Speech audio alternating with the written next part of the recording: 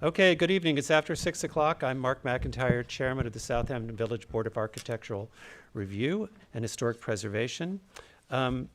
We have two board members out tonight. We have our board member Jane Clare is out of the country, and our board member Jeff Broadleaf is not feeling well. So we have three members tonight. With me are Susan Stevenson and John Gregory, but three constitutes a quorum. So with that, motion to open the October 22nd meeting of the ARB. Is there a second? Second. All in favor? Aye. First order of business tonight is minutes approval from September 25th. Did you guys get the minutes and have a chance to read them? Yes, sir. I wasn't at the meeting, Okay. so you can't prove it. So we're going to hold, if you weren't at the meeting, we'll hold them over till the next meeting. The second thing on the agenda is a written, pardon? You were at 9:25, right? The minutes, I don't think so. the minutes approval I have are for September 25th. Oh, maybe I wasn't. What's the one before that? So it's fine, we'll just wait. Okay, so we'll hold that. Next up on the agenda is a written decision for 39 Lewis Street. Because that was a split decision in the vote, I'm going to ask that we hold the vote on that until the full board is present for an accurate vote. Next up, we have a slew of adjournment requests. So motion to accept the request for John Sedaris and Richard Hansen at 53 Halsey Street to November 13th, with the condition that that also extends the ability for the board to file for, what's my motion here? To review the demolition request. To review the demolition request. Yes, they did consent to our deadline at, the extension of our deadline at the last meeting, and in order to grant this adjournment, we would have to extend it again. Okay. Is there a second? Second. All in favor? Aye. Motion to accept the adjournment request for 300 North Main Street to November 13th, for 242 South Main Street LLC till November 13th, for 50 Hildreth Street to November 13th, for 98 Pheasant Close East to November 13th, and for 69 Hall Street Not to 98, November not 13th. Don't do 98, Okay, Whoa, okay, so, why not? because we have to take jurisdiction first. oh, that's right, I'm sorry. I'll do it again. Motion to accept adjournment requests for 300 North Main Street to November 13th, 242 South Main Street to November 13th, 50 Hildreth Street to November 13th, and 69 Halsey Street to November 13th. Is there a second? Second. All in favor? Aye.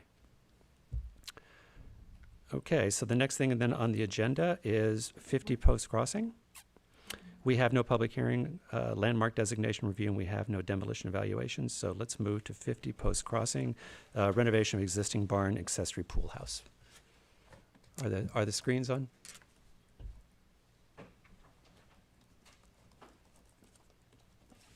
Because I think Brian's coming in by Zoom.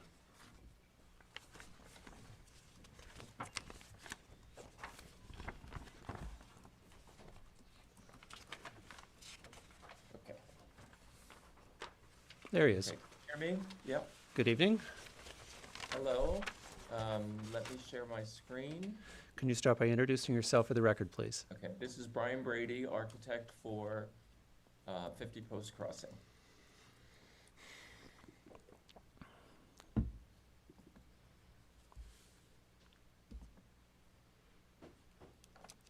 Okay.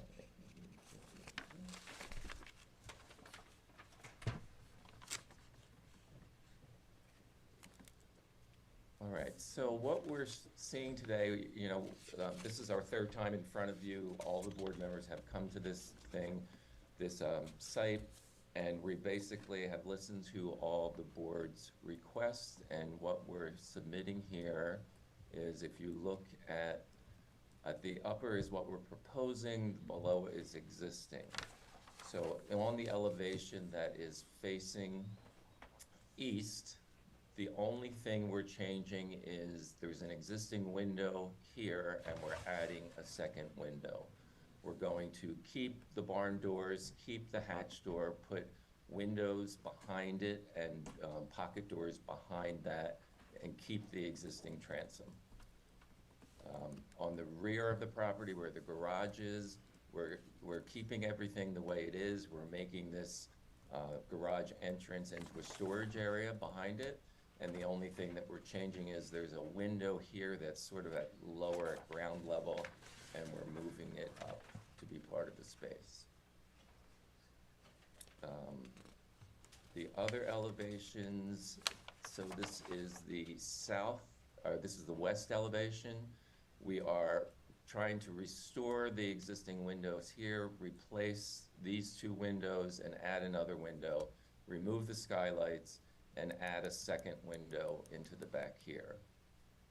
On the south elevation, the only thing we're doing is removing the skylights. We're keeping the siding as it is, we're replacing the roof with a wood shingle roof. So basically, it's gonna look like the barn that's there. Great. Board members? I think it looks fine. Um, I think you did exactly what we asked you to do, which is, what was in question were the barn doors that, Right. from the large barn door and the hatch door and the second door, and you've kept them now, so you did what we asked you to do. Thank you. Are there any public comments? Okay. Motion to move to written decision, 50 Post Crossing to accept for the renovation to convert an existing barn to an accessory pool house for drawings dated October 17th. Is there a second? Second. All in favor? Aye. Thank you. Okay, thank you. Okay. Next on the agenda is, two things have happened. 109 Hill Street and 101 Hill Street were on the agenda, but they have been requested for withdrawal by the applicant. So that makes the next thing on the agenda 840 Meadow Lane for construction of now 2 detached accessory garages. Is the applicant here?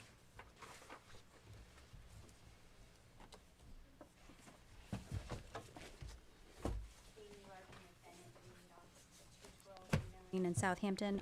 Peter Marino should be on Zoom. Okay.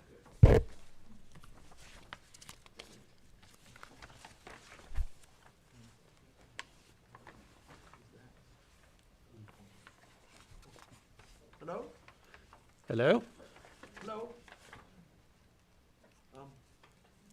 Can you hear me? Yes, we can. If you would officially introduce yourself for the record, please, sir. I'm the architect Peter Marino, working for the client at 840 Meadow Lane. Thank you. Okay. And 2 months ago, we submitted a plan for 3 garages. And the comments were that it looked like a lot of construction. So we have reduced it to 2 garages, imitating the original Wilson Peabody garages. One, the very little square one, which I think is very charming, and one imitates the 4-car garage in the courtyard. There was a concern, which I thought was legitimate, that no one wanted to see the corner of the garage, and we have built in plywood the corner where it is. But more importantly, we've relocated the road, so even if you were standing at the proposed new gate, you would not be able to see either of these garages. And we put a planting zone in front of them. At the same time, because I understood your time as valuable, and the client always intended to change the gates, there's a very strange pair of gates, metal gates. I don't know if you're familiar with them. They're The shells. They are. Yes, and I like the shell gates. they were, well, you're free to have them. They were installed in 1997. The board comment at that time, as a matter of the record, said the breasts on the female mermaids were too large. It's not aerodynamic. That is the official Architecture Review Board comment. And so the next application, they were reduced in size, and it was. I kind of want to donate them to the aquarium. Excellent piece of However, I don't feel that they are appropriate to the nature of the house that we're restoring from 1920. So what we've proposed is we are leaving the existing stone posts, which we believe are original, and where the 2 mermaids stand, we are putting 2 identical stone posts and a new wood gate with 40% visibility that feels like the 1920 house. And what color are those gates? At the moment, I think I've shown them in white, only because all of the neighbors are white. I thought if I made them an oldie green, they would stand out too much. I was tempted to do oldie green because it's a bit more 1920, but the neighbors to the right, the neighbors to the left, they are all uniformly white. So I thought in interest of the street meadow lane, it might be better to keep them in white. Okay. I mean, I wouldn't necessarily be opposed to the green. I mean, How close, aren't the other gates pretty far away? yeah, from- these are very Put your mic down. Susan. distant properties, aren't they? How What's far away- the, I mean, can you see them from your Well, gates? You can see her existing gates right next to Yeah. it, which is pretty close. Do you have the site plan for them? yeah, Can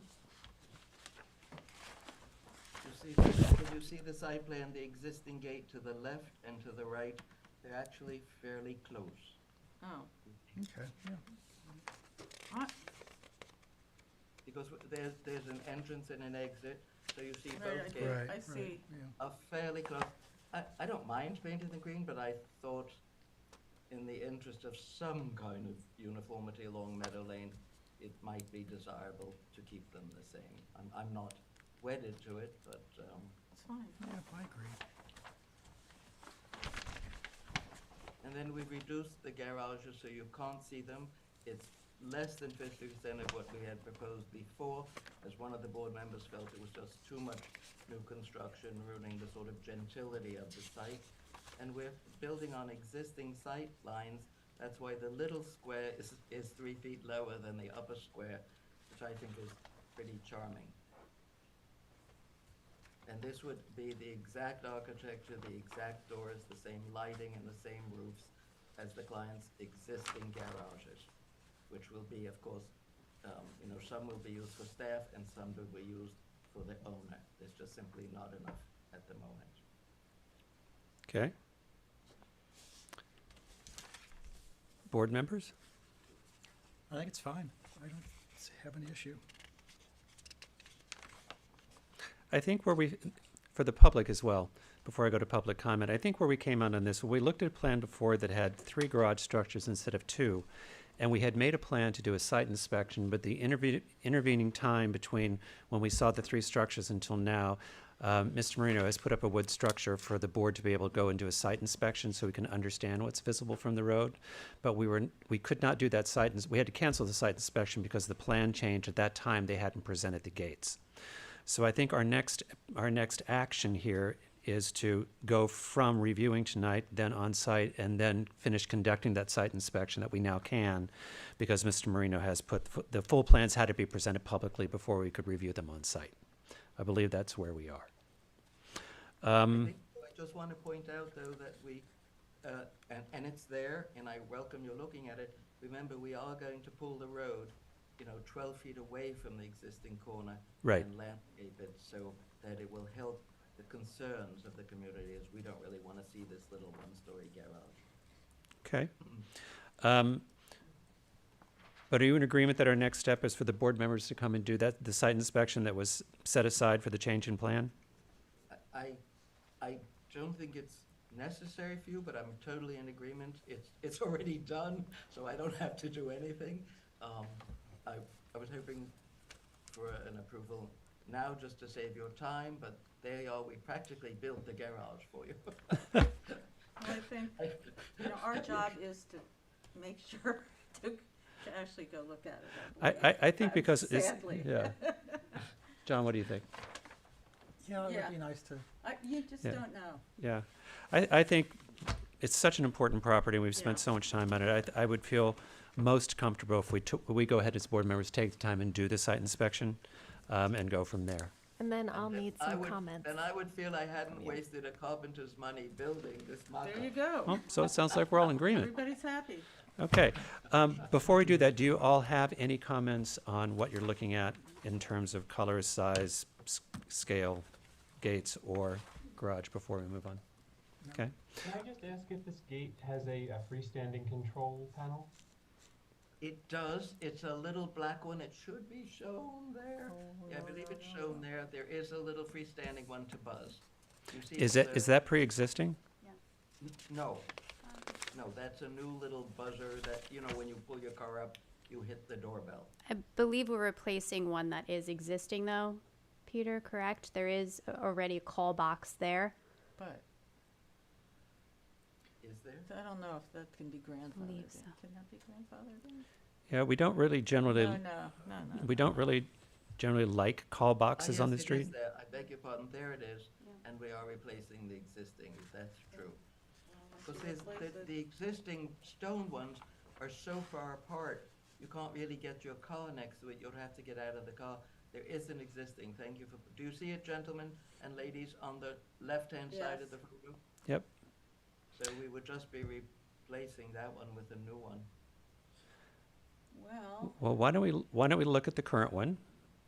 And then as part of the site inspection and add that, because we're not going to vote on this tonight. Generally, we don't like call boxes, it's the first thing you see. because it's the first thing you see in a historic house. It doesn't note it as being existing either, so. So we'll add that to the site inspection to take a look at it with. Okay? Are there any public comments?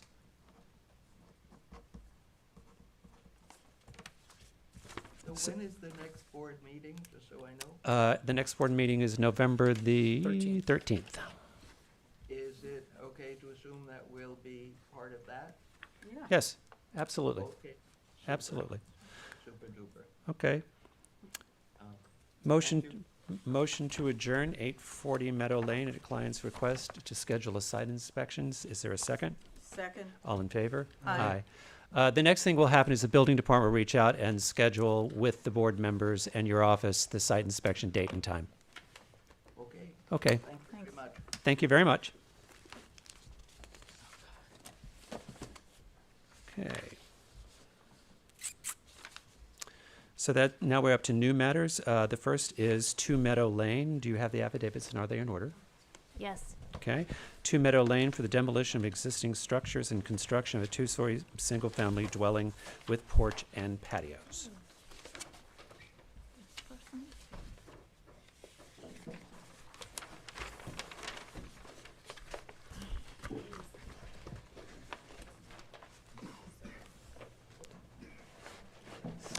If you put them on the table facing us, that's where the camera reads them. Perfect. Yeah, yeah. And just do me a favor and slide that microphone up and please speak directly into it, because sometimes the public can't hear.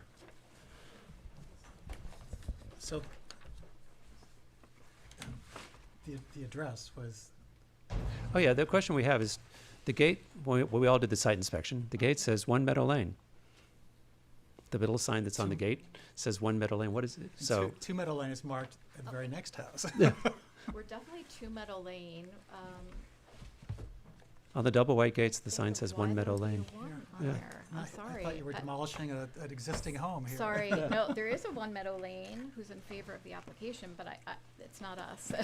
We're definitely 2. I apologize for that. No worries, it's just, No, we all had the same phone conversation when we were individually site inspecting, like, okay. We want to make Understand. sure we were looking You at did the give us right- plenty of pictures to go by, so, Good. I'm glad. okay. Good If you'd pull evening, that, if you'll Mr. just pull that as Chairman close as you can to us, please, thank you. and members of the board. My name is Denise Shern, and I'm a partner at the Adam Miller Group, representing 2 Meadow LLC, here tonight with my colleague, attorney Haley Willis, and also the architects for the project and the landscape architects are Sawyer Burson, John Burson, Brian Sawyer, and Eric Foister are in the audience, ready to go through the plans with you. Just would ask for the board's indulgence for a few minutes. I think that the history of the site and the application would probably be beneficial for you when looking at the new application. So if you could give me a few minutes, I know it's unusual to have a lawyer speak first, but if I could just run through the history with you and sort of give you the procedural posture, that would be helpful. It would not be fair to say we've not had lawyers speak Okay. first. Very good. I appreciate that. So we're before you tonight seeking a certificate of appropriateness for a new home to be built at 2 Meadow Lane, which is part of the village's overall historic district. 2 Meadow Lane is a 2.82 acre parcel that's situated at the very end of First Neck Lane and serves as the gateway or the entrance into Meadow Lane. The property sits currently vacant except for the remnants of some accessory structures that are still embedded in the dune. There was originally a house on the property that was built approximately in 1897. It was known in the community quite fondly as the Ark, because it survived the hurricane of 1938, when many such homes did not survive that storm. The house was fondly described in a 1996 article in the Southampton Press Beachcomber article column as the marvelous, huge oceanfront structure on Meadow Lane opposite the Meadow Club. That marvelous house consisted of 11,166 square feet and 2.5 stories. We have an image of that structure right here. I don't know how it's best for the board to see it. Sorry. They will catch it from But overhead. get it, And okay. Because we also they'll put it on bought the screen. larger images. No, you provide them to the board, and they'll be on the screen. Okay, very good. So this is an image of what the Ark looked like in 1993. This is an image of what it looked like in 1977. I realize this is a little darker, harder to read, but essentially the structure looks just about the same. Unfortunately, that structure burned down in February of 2003. It was never reconstructed. The property owners did apply to the zoning board in order to build a new house on the property that needed several variances because it was going to be located in the same location as the Ark, and the Ark was situated completely seaward of the CHA line, so it was built on top of the dune, which, as we know, nowadays would never fly. The ZBA did grant those dimensional variances, but unfortunately, or fortunately for us, the owners at the time did not actually go through with the zoning board approval and build the house. When the current owners purchased the property in the year 2022, they came to us as their consultants and asked us what their parameters should be in terms of designing a house for this property.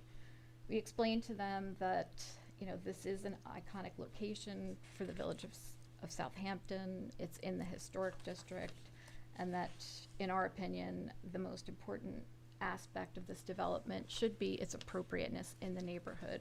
It should fit in with the neighborhood, it should fit in with its surroundings, and it should be a welcome asset to the community. Passers-by on Meadow Lane and also coming down First Neck Lane should have a view that is appropriate for the community that they're driving through.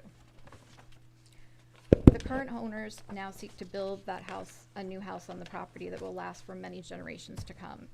Accordingly, the house has been designed to withstand the test of time by meeting all FEMA regulations and retreating from the water and the protected primary dune. Accordingly, the new home will be located completely landward of the CHA line and does not need any dimensional regulations at all. The DEC has determined that, by letter dated January 4th, 2022, that the project is also not within its jurisdiction. We have provided all immediate neighbors with copies of the plans and have sought their opinions, and so far have received offers of support from the neighbors at 20 Meadow Lane, which is immediately to our west, 4 Gin immediately to our east, 1 Gin, which is over here, and 3 Gin, which is here, and we are actually the beneficial owners of 2 Gin and are in support of our own application. The only That's not surprising. thank you.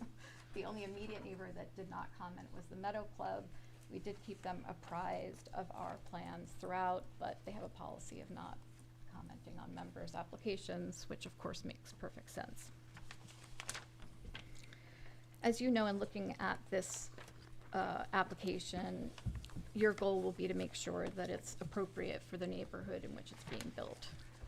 You're going to be looking at mass, you're going to be looking at the materials that we've used, the architectural elements that we've used, and in order to do that, what we did was survey 25 neighboring homes on Meadow Lane to ensure that we were able to provide you with an appropriate architectural drawing. Those 25 homes are an interesting, eclectic mix of different architectural styles. This property owner wanted to come in with something that would fit into the natural environment. So they chose sort of muted colors for the building. They're using eastern red cedar, all natural materials, stone for the patios, wood, of course, for everything on the outside of the building, including the columns. There will be shutters that are a dark gray color. Everything else wooden, as far as the columns and other sort of decorative features are painted white. The use of these natural materials, we think, fits really well within the surrounding native landscape. The proposed home on Two Meadow Lane is 11,708 square feet, where allowable GFA on this lot is 14,096. This represents use of less than 10% of the lot area of the property for the primary dwelling, as it was crucial for the family that not only they have a house that would be appropriate for the property, but also they wanted to be environmentally sensitive to the lot and preserve open space. Accordingly, you'll see that there are no accessory buildings. The only accessory structures are patios and decks associated with the primary dwelling, and an accessory hot tub and air conditioning unit. Other than that, no other accessory structures, no swimming pool, tennis court, etc. With respect to mass, the architects have taken great care to design the house in a manner that is not imposing on either the neighbors or the passersby on Meadow Lane. As you'll see,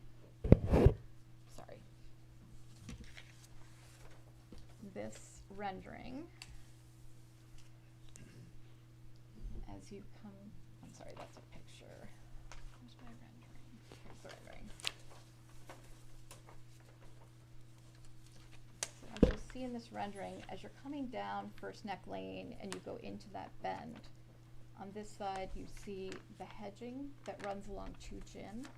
Keep in mind that that property is in our ownership and control the hedging here, so we are certainly willing to promise that we won't remove it. The hedging is very, very tall. I took some pictures, which I'll show you, and used a truck just to give you a perspective of how tall these hedges are. In the interest of time, I am going to ask you to realize that we have all gone to the property. Oh, thank you. So Okay, that helps. we have seen it. Thank you. So take that into consideration. That'll sort of move us through some of this. So. Absolutely. And I feel like some of the elevations are going to be represented by the architect. They so. are, absolutely. So the last thing that I will show you is the way we ask the architects to evaluate mass. It was very difficult to just work based on numbers to make sure that we fit into the community as far as sizes, because some houses were more than one building. Other houses, the building department records weren't clear on exactly what the size of them were. So what we did instead was had the architects encircle or enclose the all of the improvements on Two Meadow Lane and superimpose that on the development on the neighboring properties. And as you'll see, almost all of the elements of each property will fit within that basic outline. There are some structures outside of that outline on the other properties because they have other accessory structures, but the basic house or residential portions of the property do fit in that area that we're using on Two Meadow Lane as well. So I'm going to turn it over to the architects. Okay. I appreciate your indulgence and letting me speak and give It's me okay. this time. Of course. I'm here to answer any questions if they come up. Of course. Thank you. I will now ask Sawyer Burson, John Burson, and I think Brian Sawyer to come up.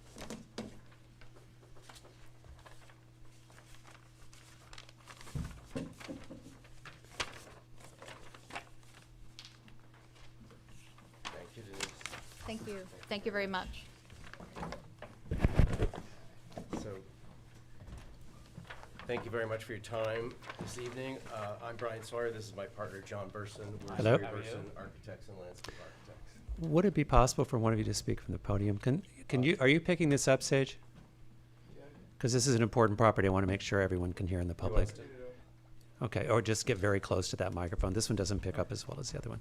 Okay, you'll let us know if this is There we go. sufficient? Now I hear you. Okay. These are joined like you and me. Joined at the hip. Okay. I'm sorry? Susan, yours. Okay. We're ready. Oh, again. Okay. Well, again, I'm John Burson, Brian Sawyer from Sawyer Burson. Also with us is Alex Wilk, who's a principal in our office, and Eric Foister, who's an associate. And I think after Denise's statement, which covered much of the salient topics, I will try to keep my remarks fairly brief. Before you is the set that we submitted to you, which comprises the setback and zoning envelope analysis, pyramid law, 3D renderings, sanitary system, storm drainage and dry wells, floor plans, elevations and cross-sections, a typical wall section, window types, site and landscape drawings, fill diagrams, a proposed planting plan, and then as well as a site lighting package. I'm happy to walk you through the set if you'd like. Can you tell me what page is I'm concerned about the lighting. The lighting, it's in the back. FG1? No.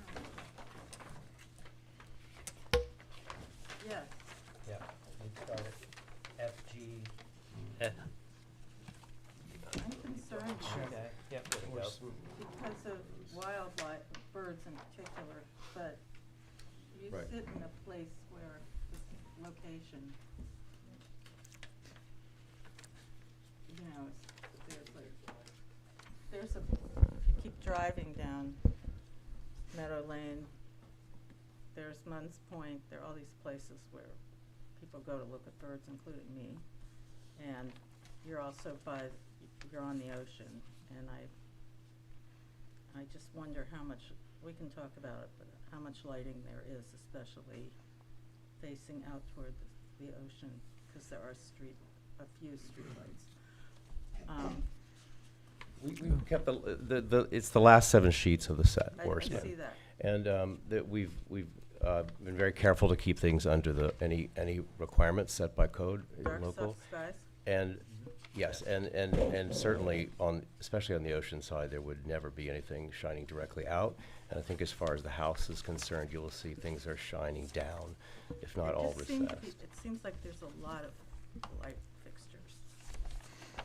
You know, it's a big house, but I'm going to ask, in the interest for the public, if you can start at page A006, start with the rendering, and then we can go to the Okay. elevations. And I then, want that to be and then done. we'll do landscape and then readdress lighting. So, from a public standpoint, they've seen everything. Thank you for providing such thorough materials, by the way. Yeah, it's definitely. Our pleasure.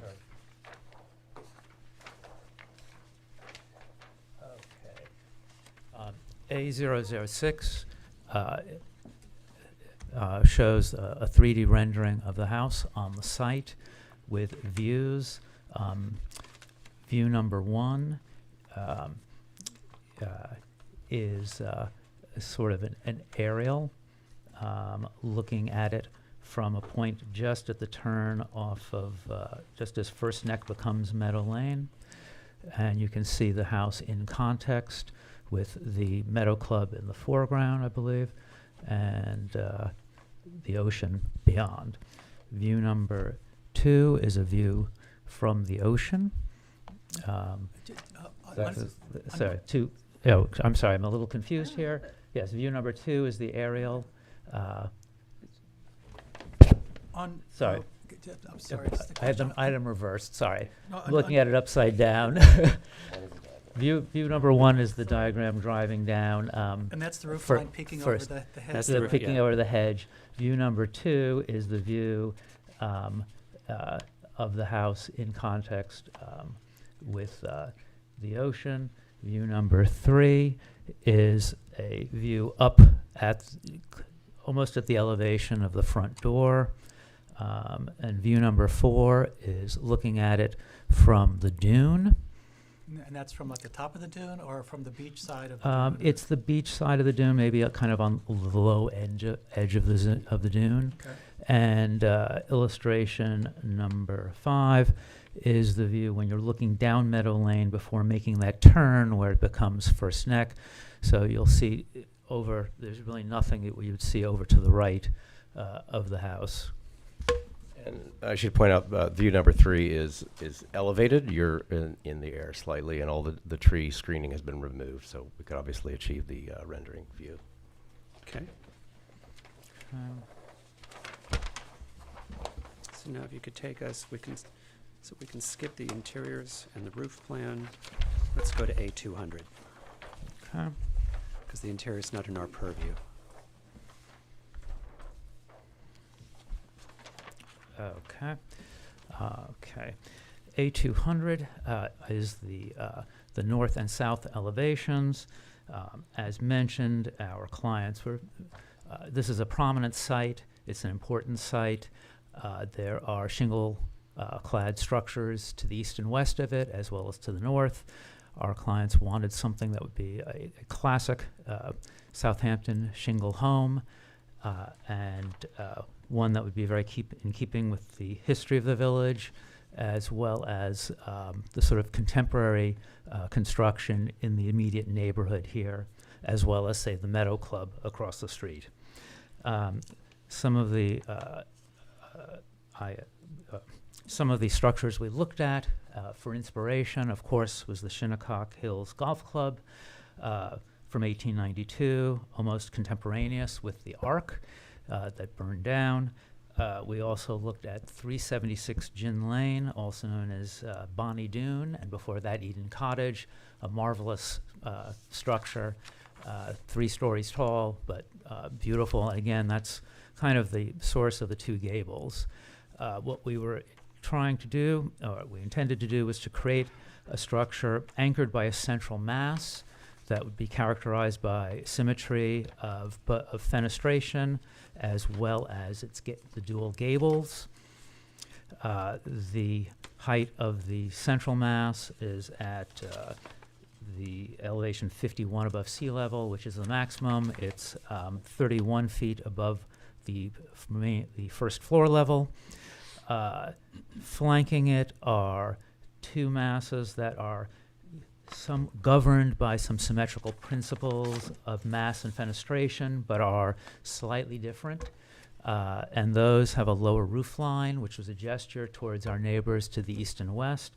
We dropped down 5 feet, so these are at 26 feet above the first floor. It should be noted, I know we don't have the zoning in front, but I'll put this survey here, is that we are substantially landward of where the Ark was. We are actually approximately 35 feet. The existing driveway is still there. Our front door basically is about halfway across that existing roundabout driveway. The zoning envelope kind of dictated a formal response that required some shifting of angles, which we took full advantage of, creating what we think is a very classic shingle-style footprint of a central mass, which in this case is oriented towards Meadow Lane, almost on center with the gate, with 45-degree angle wings to either side. I would also, let's see. Here it is. Would also like one other thing to point out about the siding and the massing. This is that diagram that Denise had before you previously, is that we are turned relative to the ocean.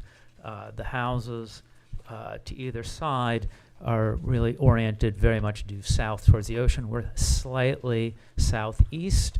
We feel this makes the mass of our house form a nice transition from the position of 20 Meadow Lane over to 4 Gin Lane, which is substantially landward of 20 Meadow Lane.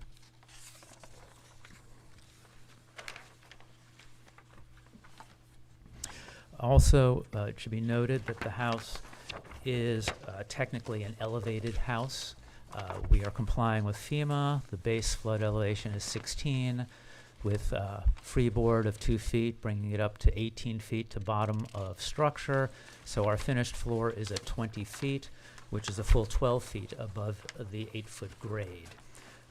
We have taken great care, you'll see in the landscape drawings, to use fill and landscape and planting to conceal as much as we could of that bottom.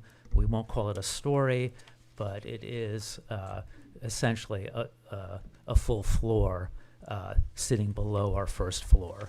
You can see it here in the side elevations. Again, we've removed some of the planting just for clarity, but we have every intent of concealing as much as we can. It's stone clad, it's breakaway walls, that lower portion.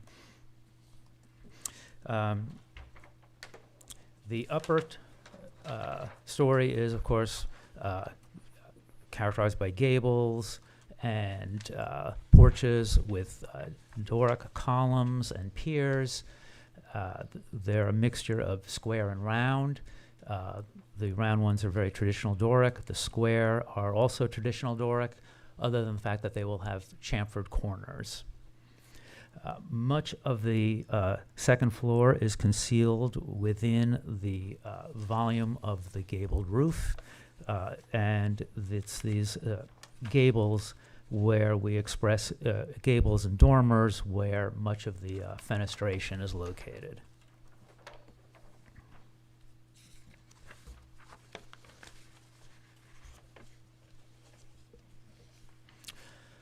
And then finally, just with a note to materials. Denise touched on this previously. We are looking at red cedar, shingle, roofs, and walls. As noted, both 4 Gin Lane and 20 Meadow Lane, as well as 2 Gin Lane, are shingle structures. The wood trim, the cornices, as well as the columns are all going to be painted white. The wood railings as well are painted white. We have double hung windows, multi-light, that are painted white as well, with very dark gray shutters. So what Yep. reads black on your rendering is really white. It's a very, very dark gray. The muntins on the windows? Oh, that's a shadow. That's a shadow. Those are white, correct? They're okay. Muntins and sash are all white. Okay, because they read dark on your rendering. Understood. So Okay, it's just thank you. the shutters that are a Well, the lines, contrasting color. the lines get so close together that Yeah. you have to- it blends Mhm. in as one. Okay. Just a couple other items. We have lead-coated copper gutters, leaders, and flashings, as well as the roofs on some of the bay windows. And then we have, as well, the chimneys are whitewashed brick. And again, there was the stone-clad breakaway walls at the lower level.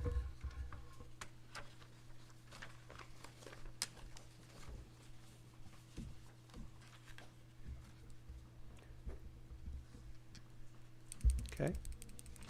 We can continue going through the set if you like, or answer any questions. Can you address Susan's questions about lighting? And then let's go from there. Every effort's made, everything in the drawing set is code compliant. However, I think our goal has been to be quite sensitive to the area and to the site itself, and that things are very, very quiet and subdued at night.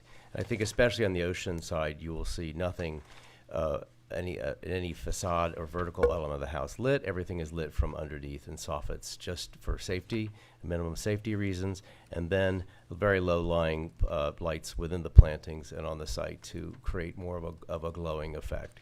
Nothing here is meant to be showy or light up the house from afar. We would be loath to see it from the street at night, except for the windows, which would have the lights on from the rooms. Okay. that answer your questions? Not really. Okay. There's- I mean, so how much, so in this, in the landscaping part of lighting, Susan, can you pull your mic down? in the, on the south, sort of south, whatever you, southeast, I guess the way it's oriented, just seems to be a lot of lights. That, you know, is that safety or that's vanity? I mean, it seems to me that you're lighting up stuff you don't need to light. Along this flank of the building here? Yeah. Toward, almost all of those are step lights, and Eric might have a specification. This is Eric Foister from our office. Yeah, thanks. So on the last page, there's a concept image, and to Brian's comment, there are these really low candle step lights or path lights. Those are what you're Uh-huh. seeing at every riser. They're these little buttons that are on the last page. LC 1.2. How many, so, but in looking at this, they're just, I mean, it's hard to decipher these little, Well, I think that for the clarity of the drawing, they're shown in bright red I and know quite that, large but markings. so over And to the east, the far side of this FG 1.0. yes, the ones pointing at fixture type E with the red dots. Yeah, Those Path are, again, lights. for That's a- safety, those are on a board, a walkway that are very discrete button lights that wash across the treads of each of the steps. I mean, I want to comment on the house as well, but my concern about the lighting isn't so much about the step lights or the down pointing lights. But if you look at LC 1.0, it's the uplighting of the trees that are a bit concerning to me. And I know this is just meant to be an idea of Mm-hmm. what it would look like, but I think that presents a whole different type of illumination from, especially the beach side. well, you can't go above 20 feet. The uplights on trees no longer, Yeah, Or it's not legal. permitted. I don't know what's going, I don't see that, I can't, that's not legal. And anymore. I should point out those are more shrubs. Those are thunderhead pines on that Yeah, side. So. And still so, uplights. if you feel that that's too much light, and we'd I do. certainly be I happy to think it's review that. unnecessary. There are a lot of light fixtures on this. This is a big house. So even though it might be muted, I just don't think that's appropriate any longer. I mean, really, there are Dark Skies Initiative and Dark Skies rules, which the village uses. Has not been enforced until recently, I understand. So your neighbors probably, who knows what they've got. But Mhm. we're starting from nothing here. And I think you should be more sensitive to me, it's the cumulative amount of lights. Like at an airport, for instance. Mhm. This is a big house, 12,000 square feet. And so I don't think I understand in going down stairways, something close to the house on patios, but once you get beyond that, I don't think it's appropriate any longer. I don't think that's the way of the world anymore in terms of sensitivity to the environment. I really don't. So I'm not in favor of a lot of I just think there's too much of it is what I Okay, well, we understand your point, and it's well taken. We thank you for making those comments. If there's any uplighting, you should take a look at that, because that's not dark skies compliant. Okay, we'll make sure that everything's compliant, and then consider the overall lighting effect, as to your point, Ms. Stevenson. Yeah, I think at least my concern is more about the ocean side than the street-facing side. Well, I'm not also concerned about the ocean side. What? Do you have comments on the house? Yes, I do, actually. So, from the house design, I think the materials are appropriate with the surrounding homes. It's a very large house, but the massing is such, the way it's been designed, is it's more of a sprawling type of beach house than something that looks enormous from at least the renderings itself. And I think because of that,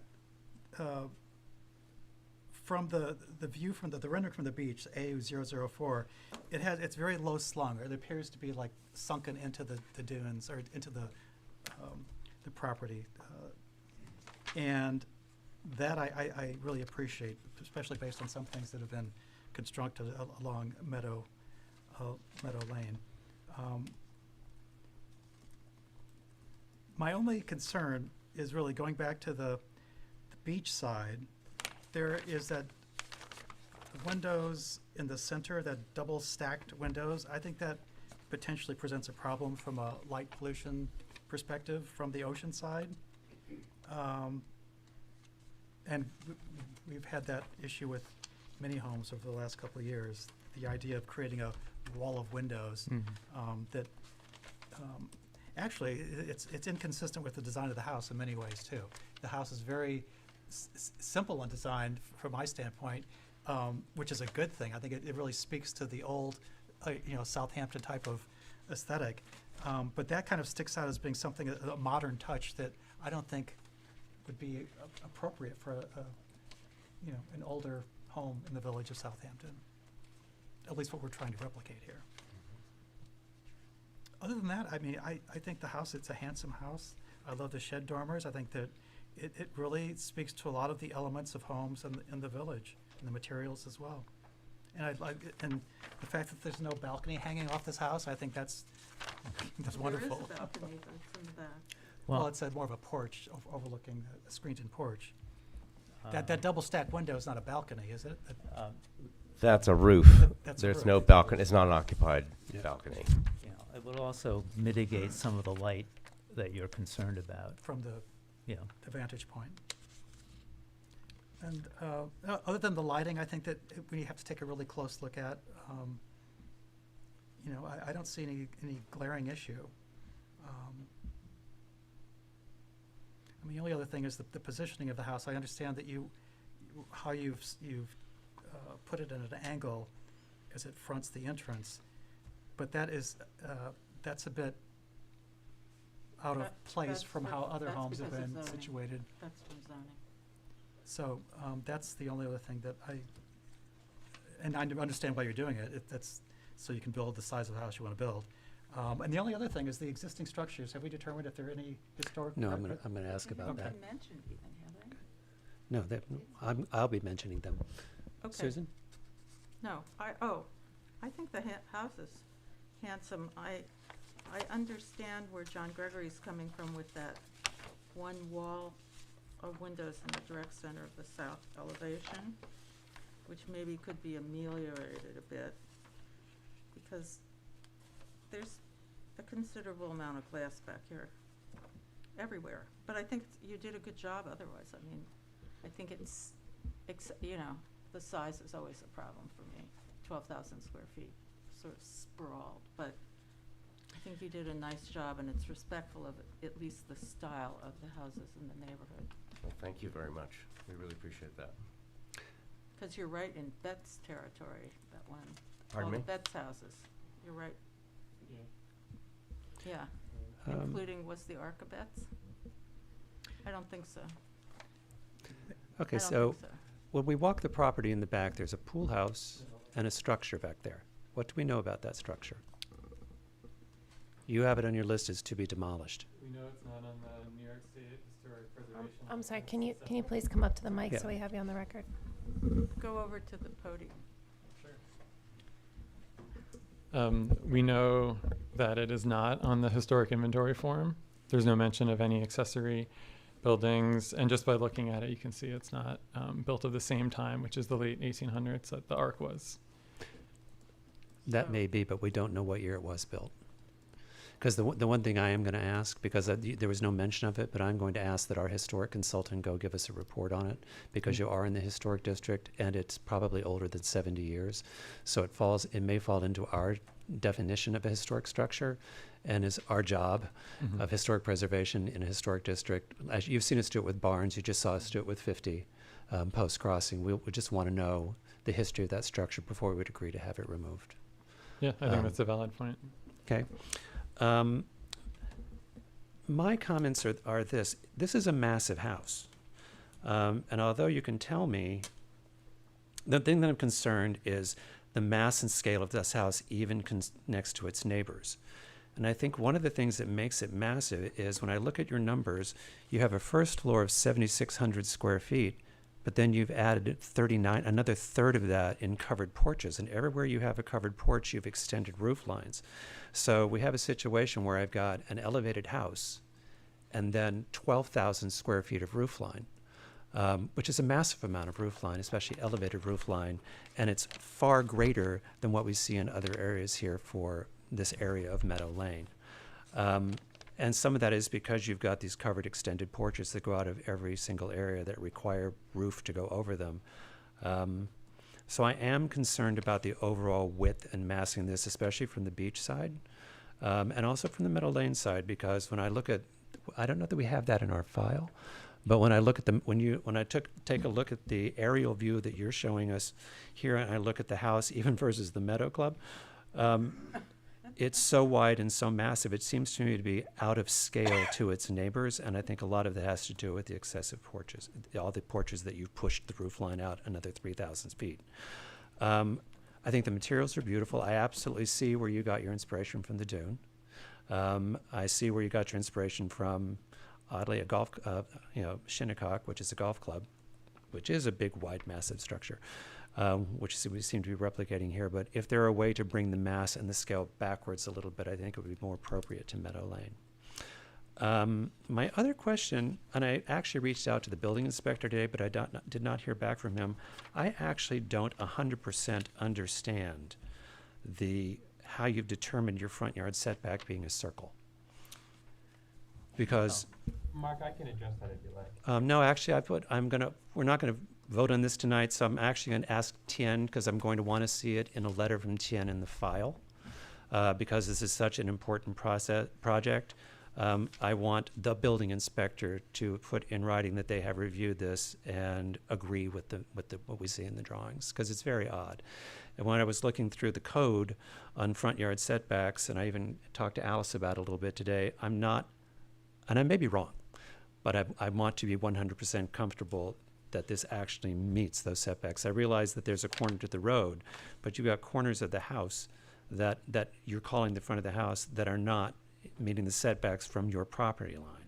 So I just want the building department to determine that and give me a written determination that they have reviewed it and find it appropriate.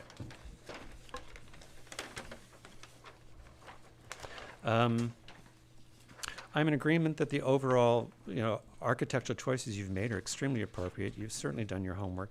It's that my two areas of comment or concern right now is just the overall mass and the mass of the roof line, especially in that area of town.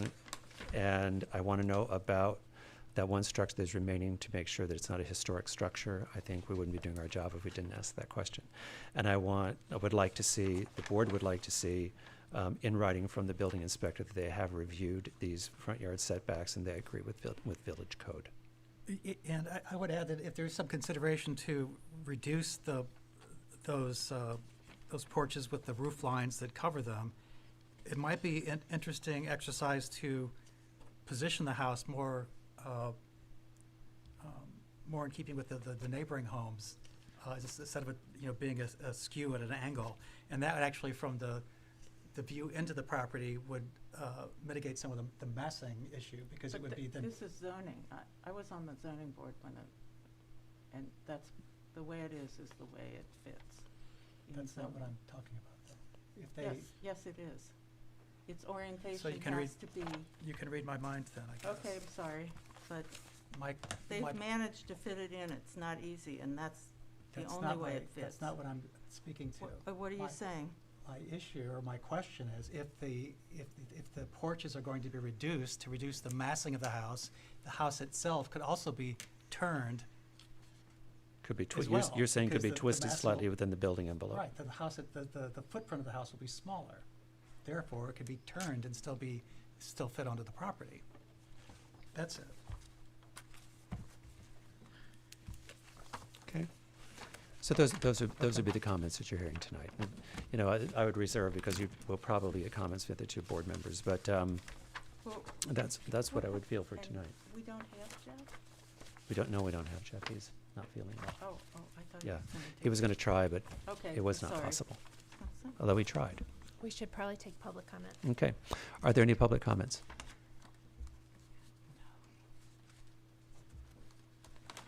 Nothing, Sage? Okay.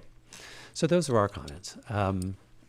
Any response that you'd like to give or talk about it, or? Well, thank you again for taking the time to hear about our project. We really appreciate that. And I will, as far as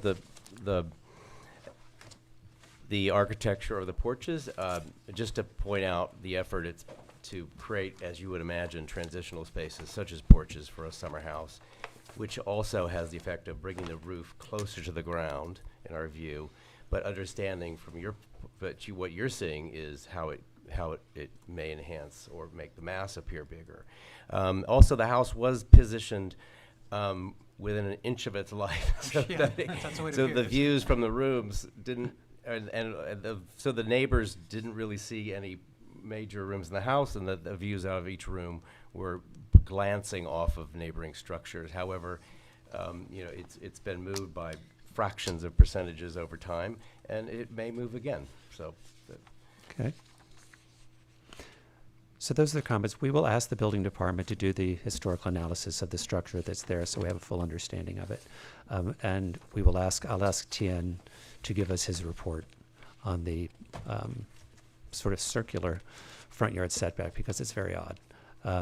Because I would like that in writing in the file before we move forward with the house. So would you like us to adjourn to the next meeting? Okay. Yes. Okay.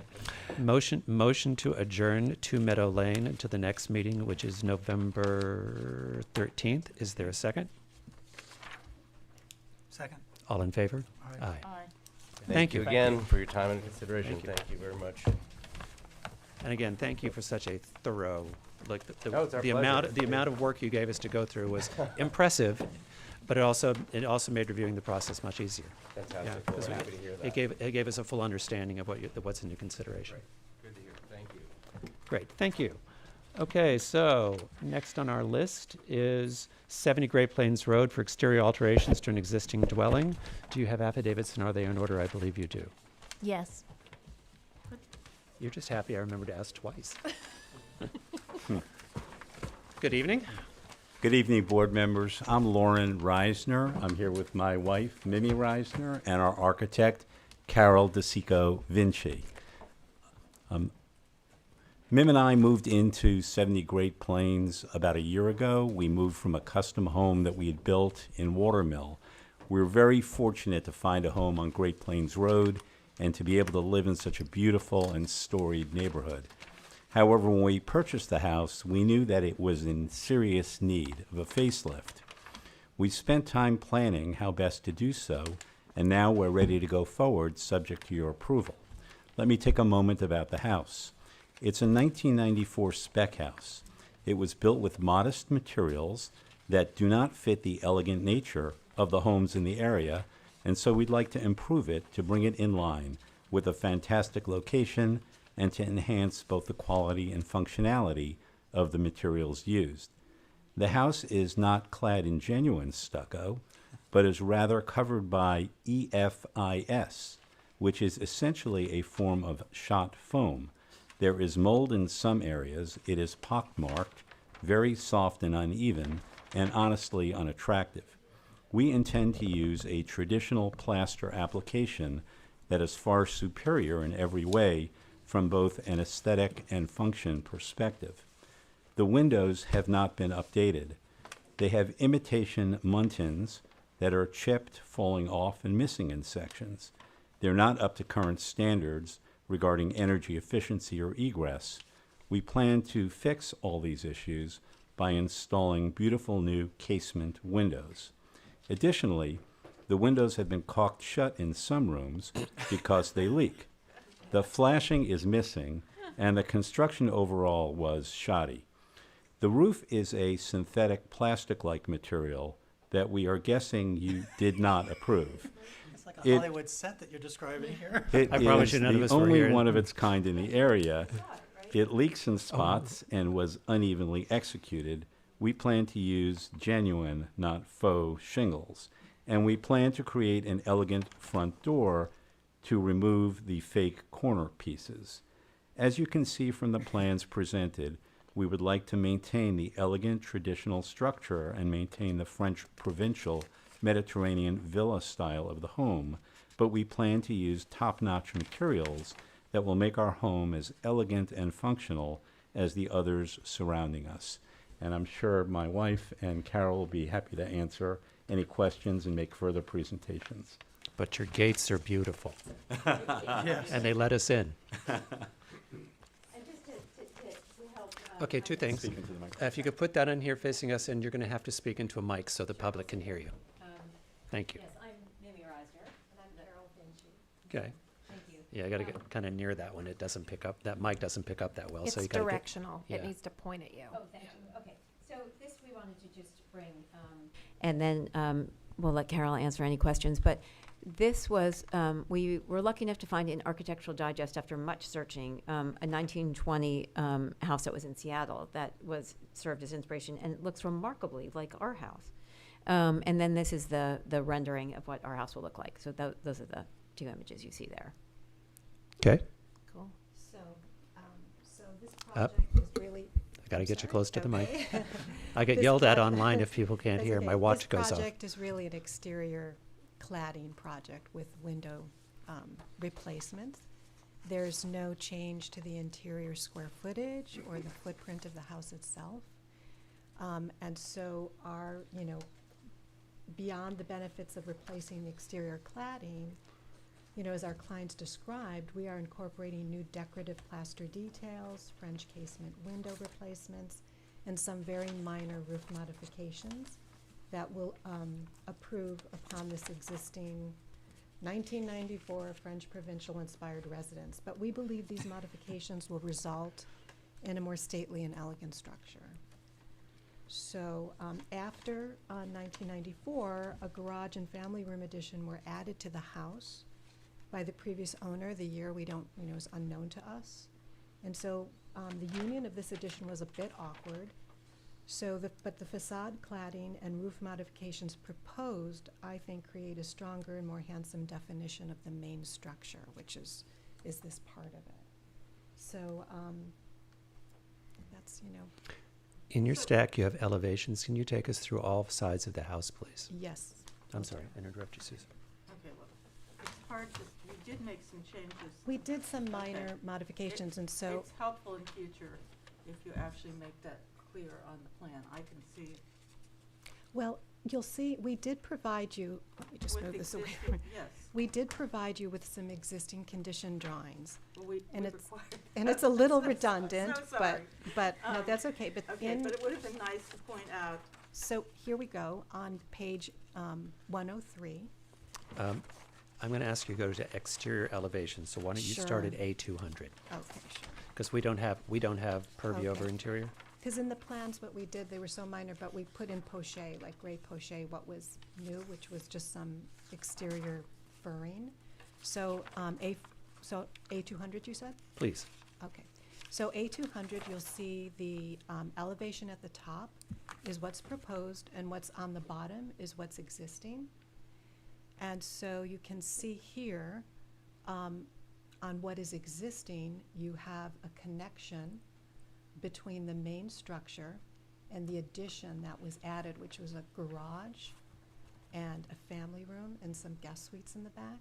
And there's a bit of a stair tower that takes you up to a gym above the garage. So one, main move here, which is really the only kind of, I don't call it structural, we're just furring it out. So you can see how we've shortened the link of the one-story roof from the main structure to the addition by furring out and making the first floor and the second floor coplanar to create this sort of outside edge, which then frames the structure and makes it look a bit more substantial. The other thing that we're doing is that the main front facade was just sort of this A-frame gable. Everything was coplanar. There was a break that aligned with the bottom eave of the roof. And what we're proposing to do is a couple of things. We're removing the decorative dormers that are not on center with the windows, and we're replacing them with new decorative dormers because we like the element of that. They're now aligned with the windows and with the main entry to the house. And that top part of the entry facade, which was just a gable form, we're now making that a hipped gable, so that there's a new dormer that projects in front of it. And what that does, it just kind of brings that horizontal line of the roof all the way across, which is similar to the 1926 house that we showed you. The other thing that we're doing is we're adding some decorative moldings and banding around the new French casements that we are replacing the existing casements with.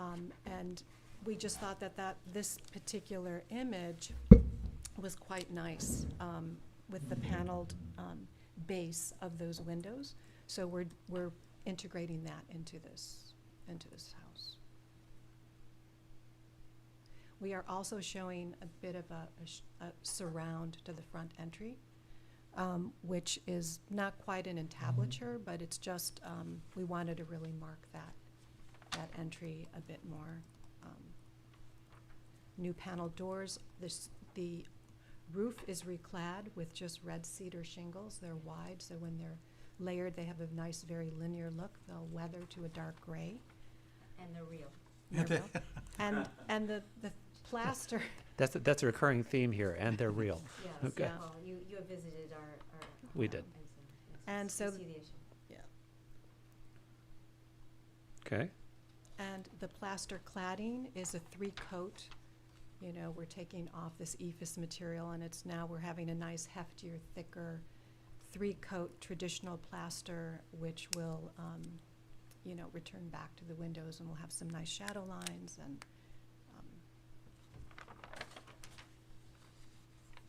and then we're replacing the front entry steps, which are bluestone, with a new bluestone, but they're wider, and they, are more linear and connect to the main central entry. Okay. Do you have any questions? And take us through the roof is, She just said, I'm sorry, what, red cedar? red cedar? Yeah, so The it's roof- red cedar shingles, and they'll Sorry, I weather to missed a it. nice gray. Okay. And then the plaster, the 3-coat traditional plaster cladding will also be, we'll have elemental panels and banding around the windows and horizontal banding that defines the second story from the first story. And that is, it's just much heftier, and it's mold resistant and. And that will be the same sound color as the deadening, all that. exterior, as the stucco as well, correct? Yes, yes. And the color of the stucco is? The color of the stucco is an off-white. We have a sample. Great. It's like a French cream. Yes, Oh, great. yes. Oh, look at that, a And board. all of the windows will be wood, painted wood, to Again, match the real. stucco. We're going for real. And they'll open. And they'll open, yeah. Okay, well, The existing casements had a mullion, a stationary mullion in the center, so they weren't egress compliant, and so the French casements just open up and they solve that problem. So, Okay. Before I turn to the board members, I just have one question. You made an impassioned comment about window shutters and how they're all going to be operable.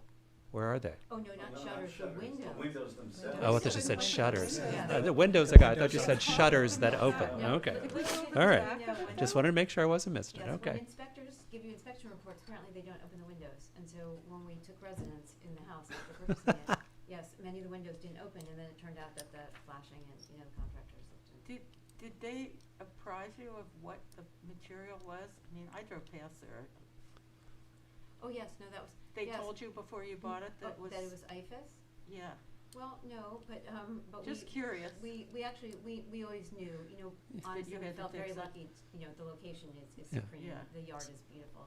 The structure of the house is actually quite nice and suits our purposes. Yeah. So we always felt like it could be remedied, and Carol has worked with us on, about 10 projects, including one in Watermill. It was a mid-century house that was beautiful. So, you know, we had faith. Okay. And then we found this image, and one of the things that I know we had presented plans or talked to I think it was you, Back into Mark. the microphone. Yes, and one of the things that we liked, you know, stucco wouldn't necessarily be our first choice, but when we saw this inspiration, we love the detailing. We have in our apartment in New York Okay. some cast plaster, and so it makes it not Refined flat. looking. Yeah. Okay, so- Will that was our thought. landscaping You're- change at all in the front? No. You're going from a faux chateau, faux French chateau, to, okay. Board members. Okay, well, I think I really appreciate how you've removed everything that's artificial and replaced it with a permanent, durable type of finish. I think the design of the new or remodeled house is fitting with the neighborhood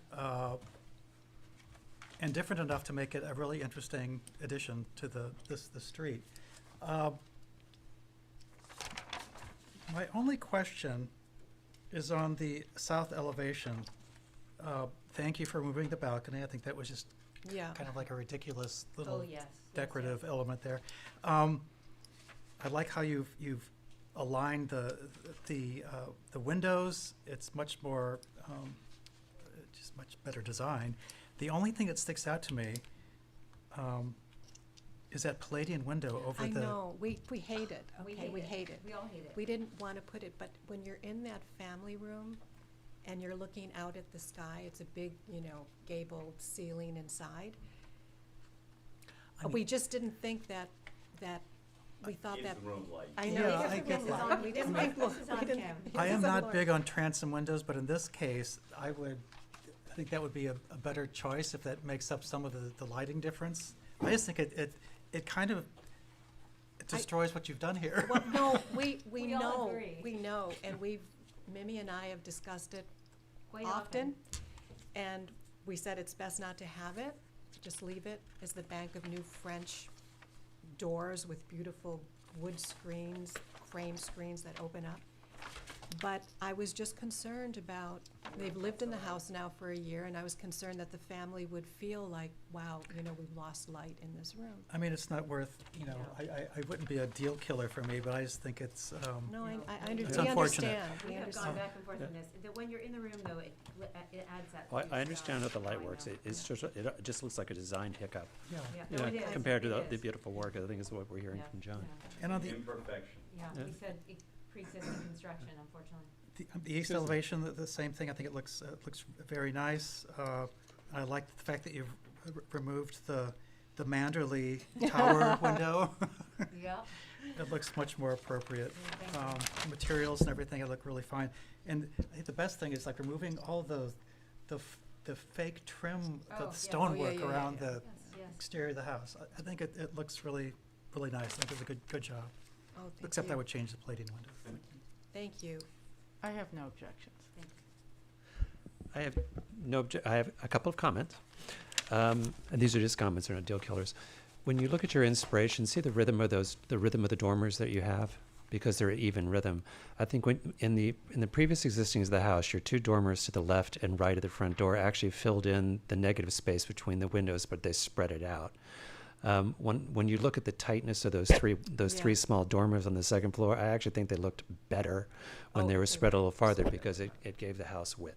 Well, we could, I agree with that. Yeah, we because could- right now and especially in that rendering, they look And they very also tight. offset the Yeah. yeah. stacking of all Well, these we windows. we could definitely, that's you know, Yeah. move them and have them align with the wall space between the between. two, I yeah. think It just, I it actually just, think it just, that's balanced. it felt better and it felt broader. It just I was agree. tight. I agree I with think that. you're, yeah, that's, So that's the one comment that I would have. My language for you is that you took this house from wannabe to will be, because the house wanted to be somewhere else when it was built, and now it's a house that will be where it's supposed to be. I think it's a really beautiful job. And this is a quibble, and it's not a deal killer. For all the money you're spending, why don't you take a look at the light panel on the garage doors? Because they're the one thing that are so not consistent with the rest of the house. They're existing, but those semicircle Yes, I light agree. panels in the garage Yeah. doors for Yeah. what you're going through, that's the one change. It's one when you drive out to be like, Yes. That would be my suggestion. That's Other a than good that, suggestion. I think you've done a really, it was funny because when I first looked at it and they were all casement windows, I was like, interesting. And then when I went and looked at the house, I completely understood it. You've brought it forward, and the bones of the house are really good. You've done a very nice job. I think the colors are appropriate. I think the massing is appropriate. The materials are appropriate. Do we have any comments from the public? Okay. So what I would suggest, if you are the architect, so if you Yeah. can, if we can get the copy out of the file and you hand mark moving the dormers Sure. on the file, I think that's fine. We need written decision. We need written Yes. decision. So or if you just want to update it, we can we'll approve it. We can approve it however they vote for written decision pending receipt of updated drawings. We Okay, can do so that. we can, Yeah. revise these pretty Yeah. quickly and send them to you. Yeah. and- Okay, that sounds great. Thank you. Okay. Thank you. Thank you very much. We Well, appreciate thank you, your and thank you, time for, and thank your you, comments. well, first And- of all, thank you for the passion you have, and thank you for your passionate explanation of your house. It was really appreciated. So, motion to move to written decision, 70 Great Plains, to approve pending updated drawings with moved dormers on the front-facing Second. elevation. All in favor? Aye. Aye. Thank you. Thank you again. you had not approved that last Not this board. Thank you. All right, then. So that now takes us to public hearings, non-historic. The first one is 31 Pheasant Close North for a demolition of existing structure, but we did not get new materials. Is the applicant here? Yeah, I have- And I thought I saw somewhere an email or something that they were going to adjourn. yeah, that's what it says on the, Okay, so I'm going to motion to adjourn without prejudice, 31 Pheasant Close, to our next meeting on November 13th. Is there a second? Second. All in favor? Aye. Okay, so next up is 222 White Street, construction of a two-story addition and exterior alteration.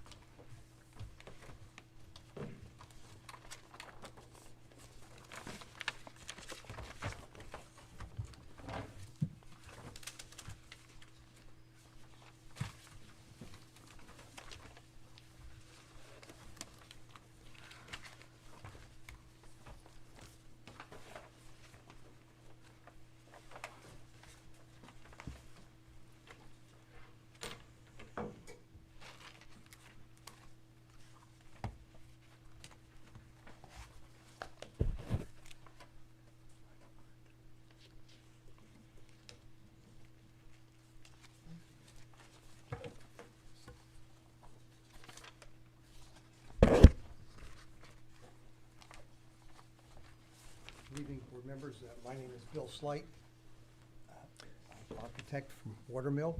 Great. Can you confirm that you received today the document from our architecture consultant? From whom? We sent the drawings out to the architecture consultant, Arthur Frazier, and he has comments. Did you receive them today? No, I didn't. Alex, were they sent forward from the building department? I did forward them to our clerk to distribute and have to confirm, but I think they should have been emailed earlier today. I know it's a little bit different than usual, since this is the first case where we had comments to share. Okay, we'll make a copy available to you. Okay, Okay. I probably have My, one. my email has changed recently, so I don't know whether the building department perhaps may have sent it to the previous email, which Okay. no longer is. They can work it out. Okay, well, we have a copy here we can also give you. What I just handed out to you was a summary of the comments and requested changes from the last meeting. And there are 5 items, and it briefly describes what the suggested change might be, and then it also notes what the change is that you'll see on the new drawings. Are they dated October 17th? The new drawings, October 17th? Let me look, please.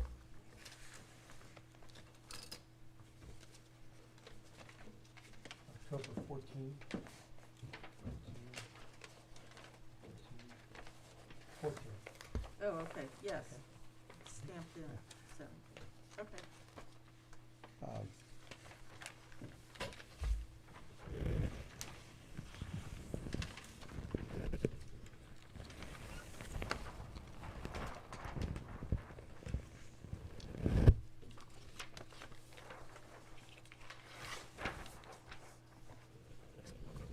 So going down the list, excuse me. I also brought along a copy of the rendering that we had presented the last time. This is the rendering from, we did not make a new rendering because we didn't feel that we had to. The changes are noted in the new drawings. I just thought that perhaps, you know, just for seeing it in a 3D image, I would just include that here. The previous plan had a two-tone trim for the windows, where the exterior, the surrounding trim of the windows would be a light gray, and that the windows, the frames of the windows, was going to be a darker charcoal gray. We've removed that and made the trim just the lighter cadet gray, which is that color. The siding of the house is a white fiber cement hardy board siding with board and batten pattern.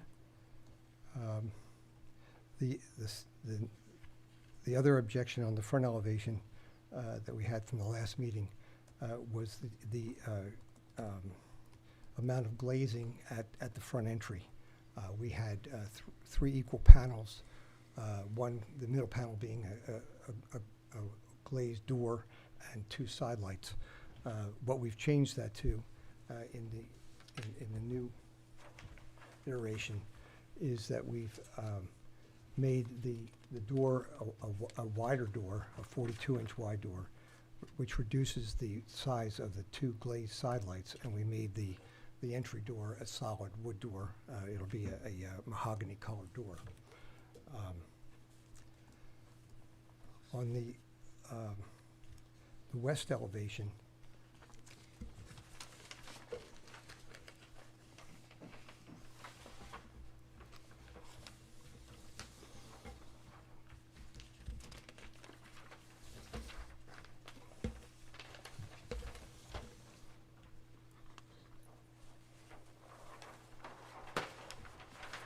which is the lower elevation you see here. The previous iteration had a blank panel below a window that happens on the stair landing on the interior of the house. What we've done is made the windows, all the windows, smaller, and we turned that panel into a glazed unit. So we have a more symmetrical appearance to that side of the house, with smaller windows and a larger separation between the windows, so that they don't appear to be, you know, one continuous expanse of glass. On the east side of the house, very minor changes, but the comment had been made at the previous meeting that you would like to have seen the expression that of the windows be more consistent around the house, and so you know, we've made these a little just slightly different in size to make it more consistent with the window types on the rest of the house. On the rear elevation of the house,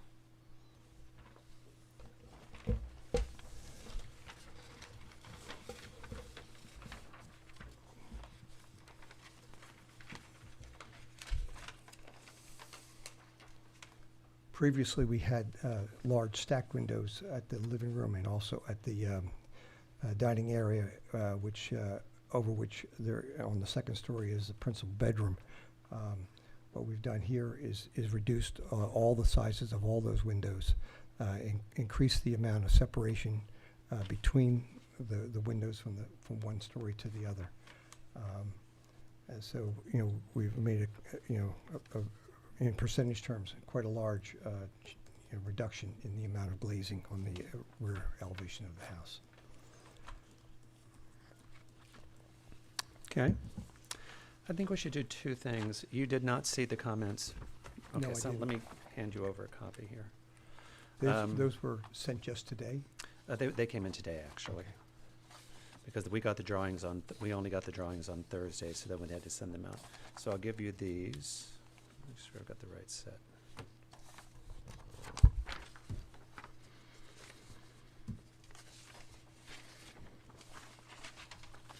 Do you have the stapled version that were handed out? The staple version? Yeah, they were sitting here and we rolled up today. Oh, You should have a copy. no. I just want to make sure you get a full copy, that's fair. So, In the meantime, while I'm looking, oh, here it is is. this what you're looking for? No, here it is, yeah, because I would make sure as well the current pages are there. Okay, here you go. Get these to you. Well, I give these to you to digest board members' comments. I'd rather wait until we hear from Arthur. Okay. Well, I don't think Arthur's going to be presenting this. He has given his comments in Oh, writing. okay, so I have nothing to say then. Okay. Hear from John? Yeah, I think, a lot will, be communicated in that summary you're reading. My comments are pretty much consistent with my comments from the last meeting. I think that the north elevation, the fenestration is a bit odd, especially on the one side with that single window and the entire wall. It just seems a bit awkward. On the south elevation, I think the second story window, that large double banked window, presents a light pollution issue based on the size and its the height over neighbors. The east elevation I'm actually fine with. The west elevation, the same issue with that second story window, that double banked window, which in combination with the south elevation, that presents a lot of light for that corner of the structure. That aside, I think the materials being used are inconsistent with the neighboring homes in the village, which are primarily shingle. And also the color scheme. I don't think there is a home in that entire neighborhood that has the contrasting dark windows, white cladding on the exterior, which I find just a bit inconsistent with the neighborhood. I object, a stucco chimney. It's here. A stucco chimney is an anathema to me. It's just too much white. It just, I have trouble with the south elevation. Sort of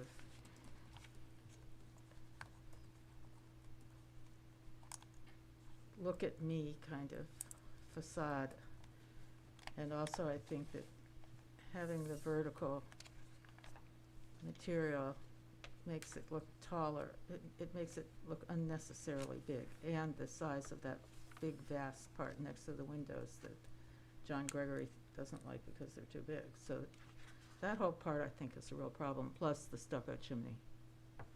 But I'll wait to hear the architectural consultant's Okay. review, which I'm not going to hear. You could read. Yeah. From my perspective, I think when you drive down this street, it's a street of muted colors. And they're all traditional houses, they're all shingle houses. So suddenly a bright white, glaring contemporary structure does not feel architecturally harmonious with this neighborhood. And I think that was also expressed by Jane in the last meeting. I actually think, John, you brought up in the last meeting reviewing the tape that they felt like this board and batten bright white structure was architecturally not compatible with the neighborhood. So that's one thing. I agree with the comments you have there from the architectural consultant that adding more weight and more traditional detailing to the house would make it fit into the neighborhood better. I do think that the sort of the size and the shape of the house, that although a little bit more contemporary, if done in traditional materials, would fit in better to the house. And I think bringing it a little closer in line to its neighbors, both in coloring and in style, is something we'd be looking for. Okay. Okay. Do I have any comments from the public? Okay. So would you like to adjourn? We'll adjourn, and the next meeting is in 2 weeks, is that Yes, sir. correct? It's 13th of November November. November 13th. All right. Okay. Motion to accept the client's request for adjournment for 222 White Street to November 13th. Is there a second? Second. All in favor? Aye. Thank you. All right. Next on the list is 27 Adams Lane for demolition evaluation of existing dwelling, construction of a 2-story single-family dwelling.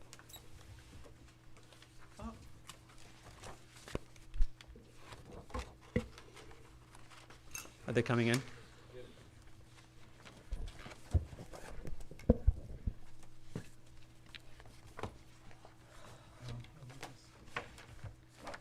Cost of construction.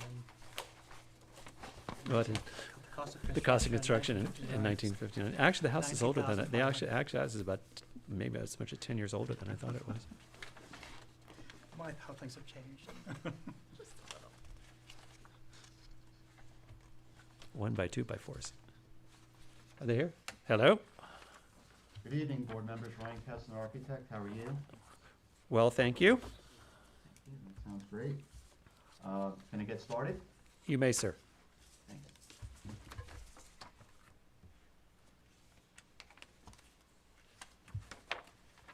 Can you see my screen, board members? We can. Okay. So the first order of business here was regarding the demolition of the existing dwelling.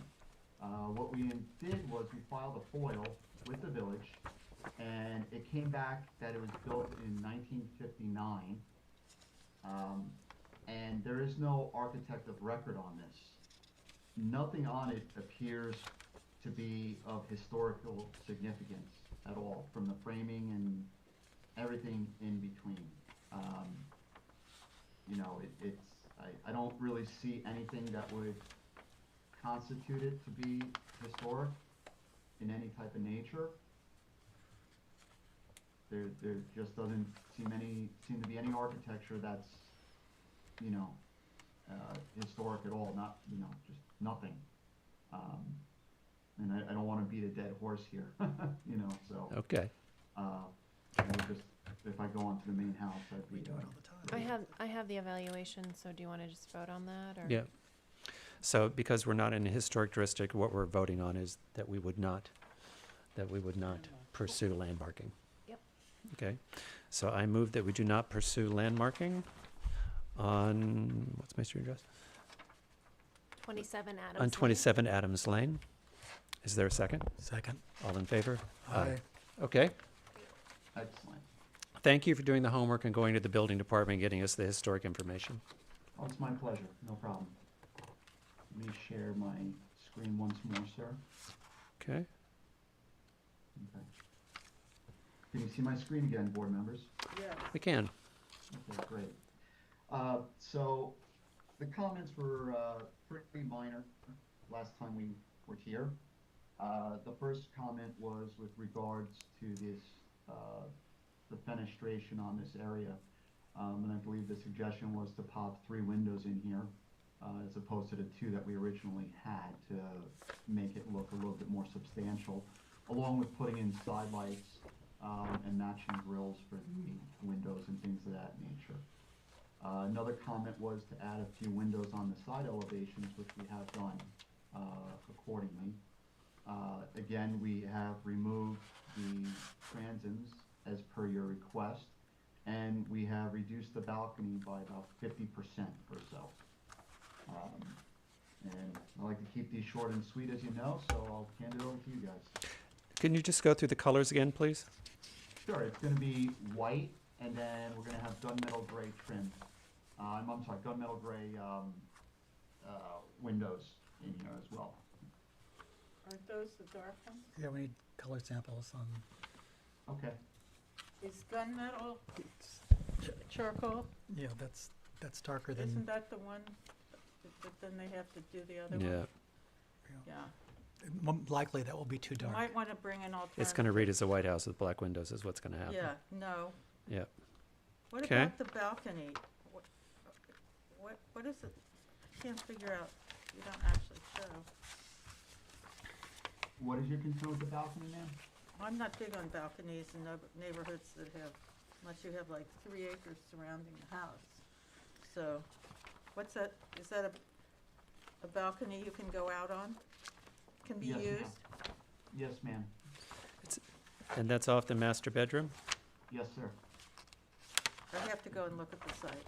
It's a small, Well, very small balcony. it's small until people go out there and look in the neighbors' yards and their windows, so. I don't know, I'm not in favor of that, but I'll go check it out. I mean, you're gonna be, if you're here, I mean, you're gonna be 50, 70 feet away from anybody, maybe even more than that from this side over here, so. What are I the, don't know that- I'm sorry, what are the dimensions of the balcony? I don't see them on the drawings. Give me one Aren't second. any dimensions Oh. on anything, are there? No, I don't, sorry. I know it's only like 5 or 6 feet deep now, right here. So, and it would be, just bear with me one second here. 12 feet wide, I guess. Let's see. This is the original. It'd be like, 16, it's about 17 by 5 here. And previously it was 17 by 10? Yes, so we reduced it by 50%.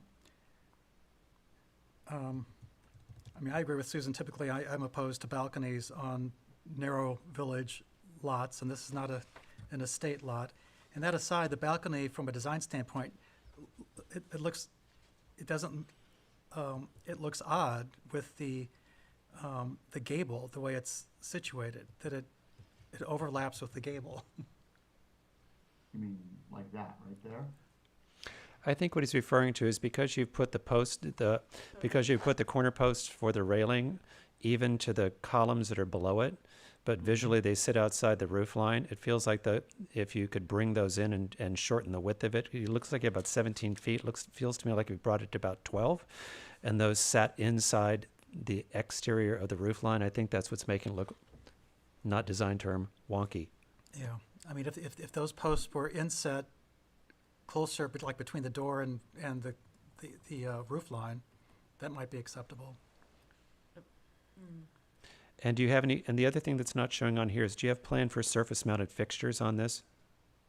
Because No, everything is under soffit right now. if you have I'd have to check code on this, but if you've got a sliding door going out to a balcony, I think you might have to have a light up there. You might.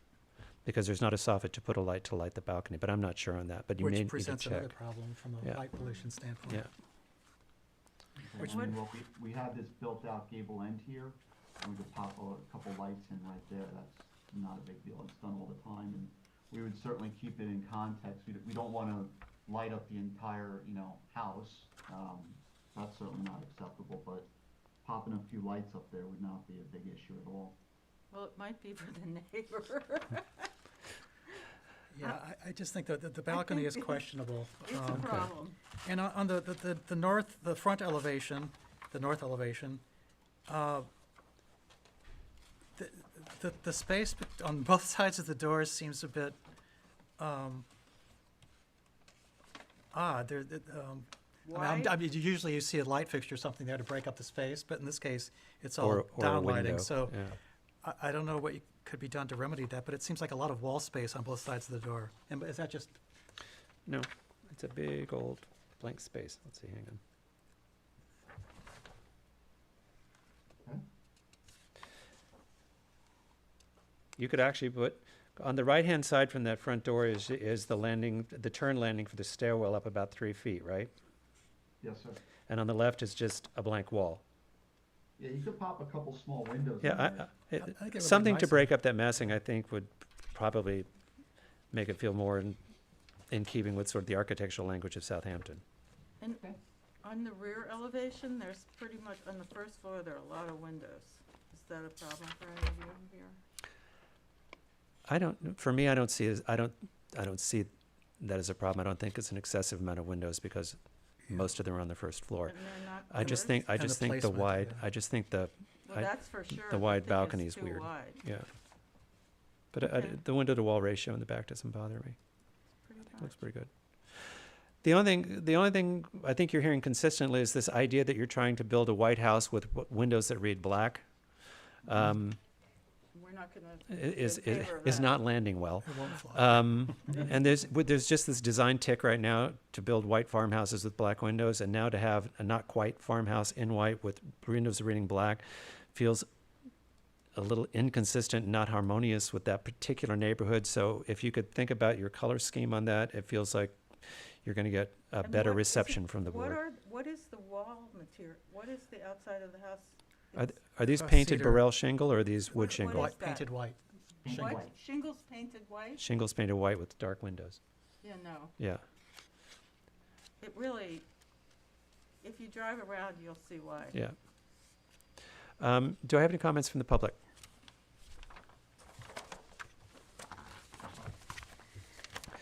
Thank you for making, the change we talked about last time, the change in the windows over the front door read better. Overall, from a balance and size house, it's an attractive house. So there's just a few small details, I think, that are going to sort of bring it into where it needs to be to get the vote you're looking for. Okay. So what would you like? Adjournment?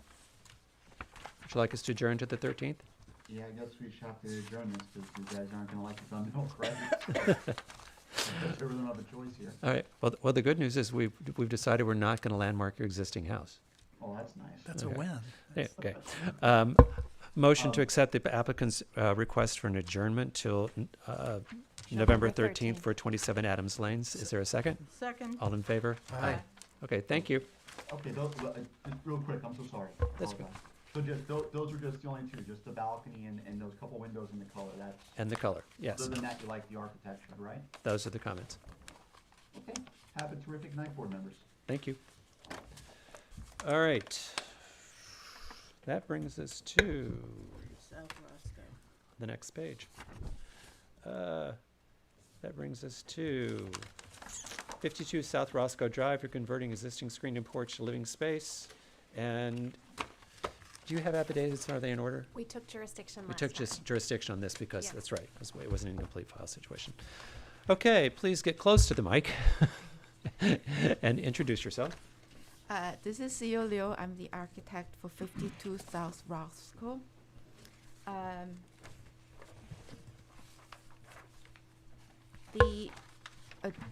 The changes we are making mostly are interior. The only changes to the exterior is here. Is here at this corner. There was a existing screened-in porch. We want to make it indoor space. And this part is a existing patio, which is a stone patio. We would like to put a cover over it to turn it into a porch. And so if you look at the floor plan, so this part is actually the screened-in porch that's gonna be converted into a sunroom. And the rest of the changes are all interior.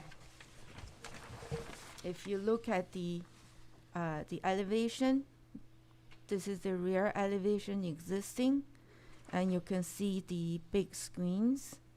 And we're turning it into a sunroom down below, and this is the other side of the view, screened-in porch, and then one last view, which is from the south side. And this door was existing. That was behind the screen. behind the screen here. I was inside. It was an exterior door, so we just turn it 90 degrees to be on the side. Is that clear? Let me see. It's probably easier to explain it on the floor plan. So the door was here that stepped out from the kitchen into the screened-in porch, and this door just rotated to here, and now it's from the sunroom to the covered porch. Okay. And the color, the house has a custom color, so there's really no name. So what it is just the color on the house. And I believe this time everybody has a copy of the photograph. And the white trim is called Cinder White. It's a adult stain.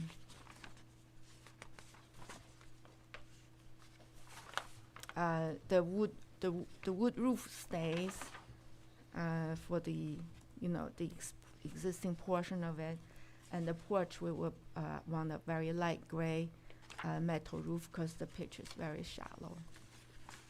Okay. Board members?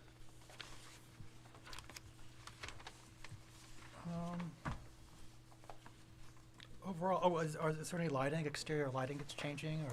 No No. change. The current screened-in porch has 2 high hats. I think 2 high hats stays the same. They just enclose it, and then the rear porch has 2 wall sconces here. Stays the same. Yeah, I mean, I don't see, all things considered, much of a change from the fact that the addition, or the porch is going to cover the inset of that addition, lighting will be less of an issue from a neighbor standpoint. I have no issue, except I have one question. On the gray metal roof, that accent over the rear elevation, what are those 3 little blocks that are? Oh, those are skylights. Oh, skylights.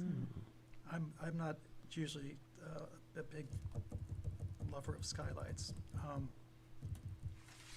but Those are existing though? no, those No. would be new.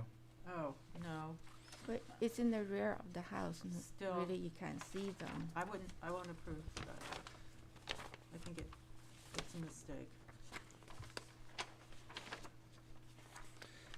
I would tell you that that triple band of skylights, besides the fact that they're narrow, they're kind of odd. I don't think they're giving you enough light. I don't think they're doing enough work for you for the trouble that they're there. I just think it cheapens the look of the house, even though it's in the back. It's still offensive to me. It's unnecessary. Are there any public comment? Wow. What I think you're hearing is overall, Fine. people like the design. The thing they don't like are those 3 tiny little skylight windows over the metal roof. Are you willing to lose them? Can I have a quick phone call with them and come back to you? I'll wait for the next people. We can I'll wait second until call. the next Pardon? people. We can second Yes, call. we'll second call that for you. Yeah, Okay, Yep. thank you. I'll Okay. call them now. but we're Yeah. getting to the end. Because they're in kind of Yeah. they're just kind of a weird place up near a wall Yeah. anyway, Yeah, yeah, and I'll call they're them. small and odd. Yeah, I don't think they really know how to do the Zoom. Okay. So I'll call them. So we will recall it. Yeah, I'll wait for the next. So do I have to adjourn this? Or do I just have to, I'll No, just recall it? just come back. All right. While she's out, let's call the next case so we can move on. Next up is driveway gates at 145 Harvest Lane. Do you have affidavits, and are they in order? Oh, this is. Yes. Oh, Sorry, she just texted me, we don't need them. Okay, then let's finish Okay, this out. Mark it up. Then here- Second call. Here, second call. 1 second, Harvest Lane. Okay. The only thing I'm going to ask you for the future. What? No. What I'm going to ask you is, you've gotten halfway there. Because, we like cardinal points.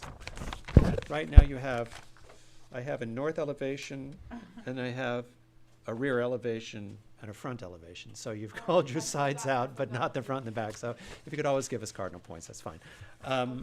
Which is what we ask for. Okay. Okay, so just to clarify, she's going to remove the skylights from the plan. Yes. So I'm going to move, we accept the application for 52 South Roscoe with the removal of the skylights over the metal roof. Is there a second? Second. All in favor? Aye. Aye. And since you are here and the plans are here, if you could, and actually we'll get the plans here, if you could just hand mark the plans for us, that would be great. Okay. We also have to call 98 Pheasant Close and take jurisdiction and then adjourn it. Okay. So next up is 98 Pheasant Close. The applicant requests an adjournment, but the affidavits are in order. Okay. So I'm going to move we accept the applicant's request for an adjournment. Is there a second? Second. All in favor? Aye. And Okay. that's to November 13th. To November 13th. Okay, Harvest Lane, we're going to call you one more time because we keep calling you.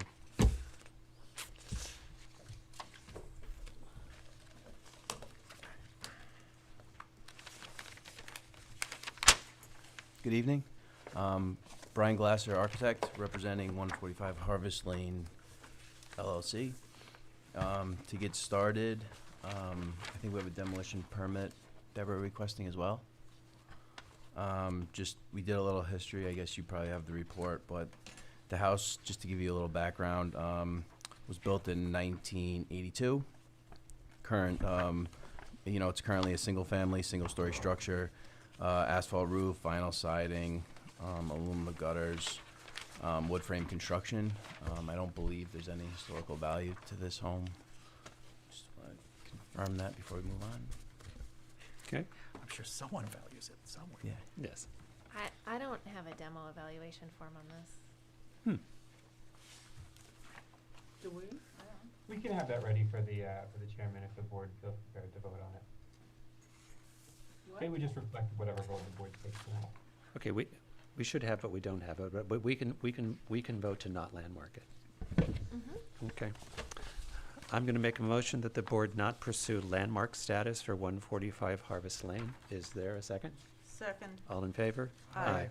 Okay, Alex, and I'll just grab the paperwork from you when I sign the other documents. Great. Great, okay. All right. Proceeding to the proposed work. So the current property is located on the corner of Harvest Lane and Fox Hollow Lane.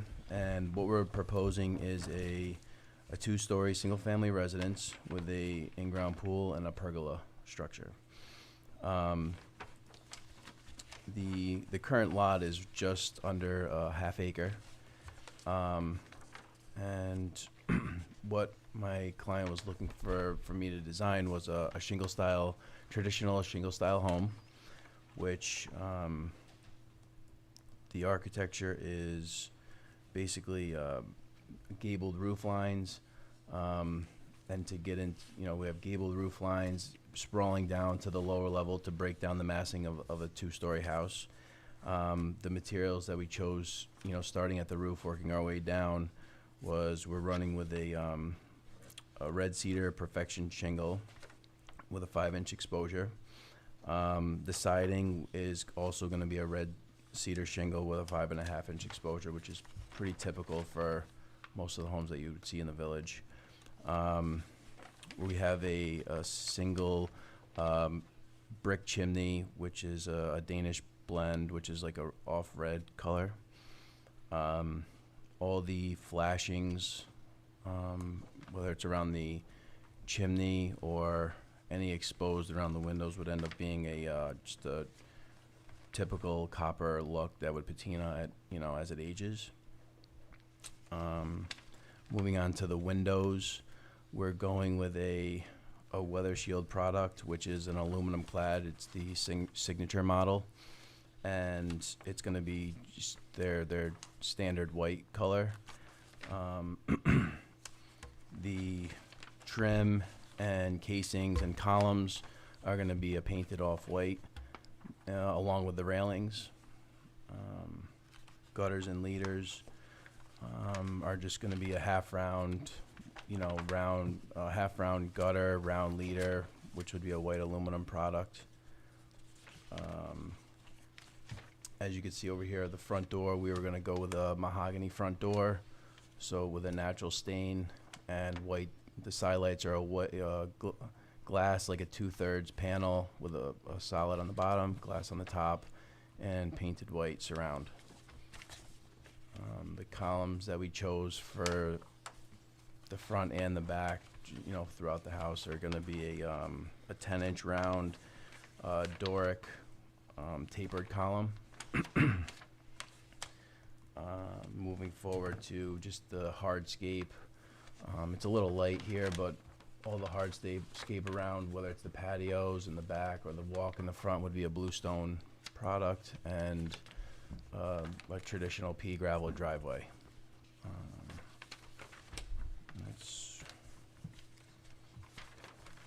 That's pretty much my presentation. I also have pictures here of the existing house, which. Do you have any lights on this new building? So, yeah, so with this house, everything would be under the soffits, whether it's in the covered porches on the front and the back. And this one area here where there is a 12-foot slider, it would be in the soffit right there. So it's minimal. All down lighting.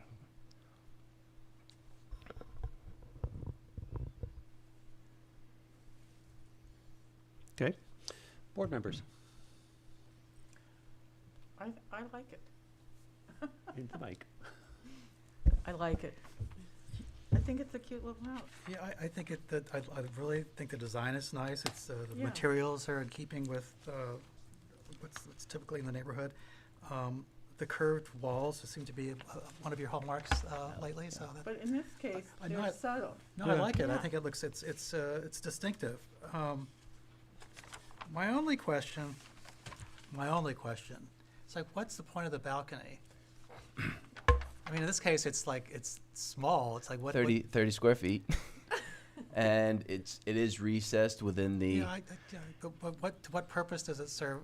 It's something that I have these conversations every day with clients, They just homeowners, but it's something that they feel like they need. It's the same conversation of like a walk-in closet versus a regular closet. It's a summer home, and I'm like, well, you're really packing it. You need a closet that big, right?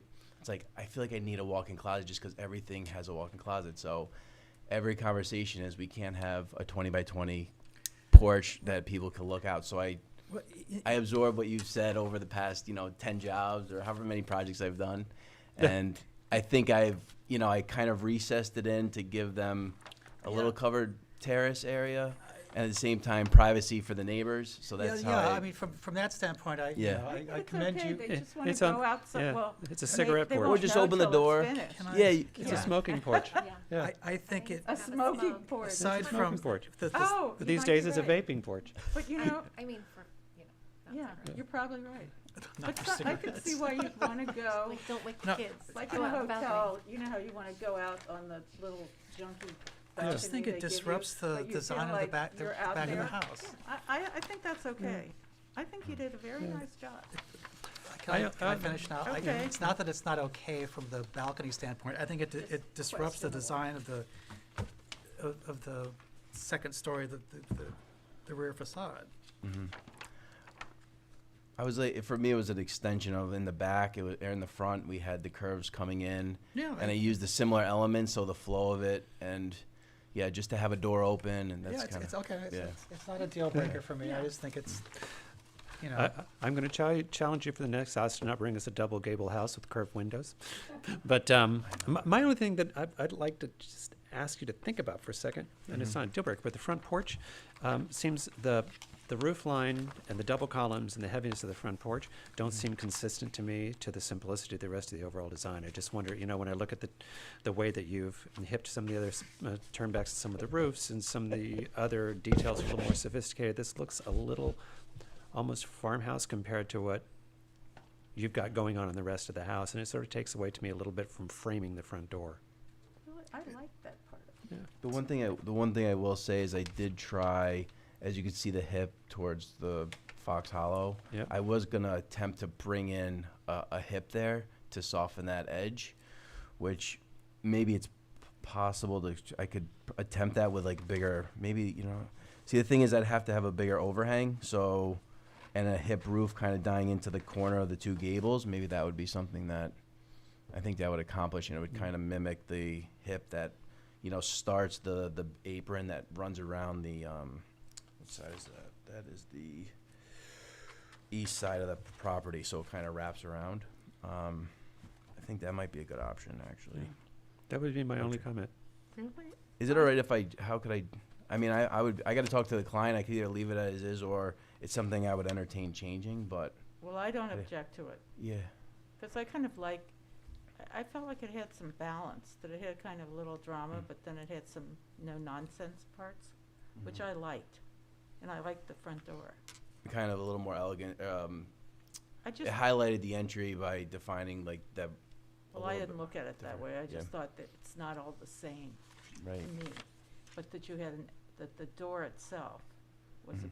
Yeah, pretty. I'm big contrast. on The door somebody itself, yes. putting out the money Yeah, I for like the door. for the nice Yeah. door. It Door's makes gonna a be huge nice. I'm just talking difference about- on top of the smoking Yeah. porch. Yeah, it's gonna be nice. It's gonna be. There you That's go. gonna be That's cool. my idea. I think it's okay, but there's three of us. No, I'm fine with, Okay. I mean, I don't get the balcony. but Don't kill me, but if you could take a swing at it. It's the only thing I think is not completely consistent with the design of the house. Is what?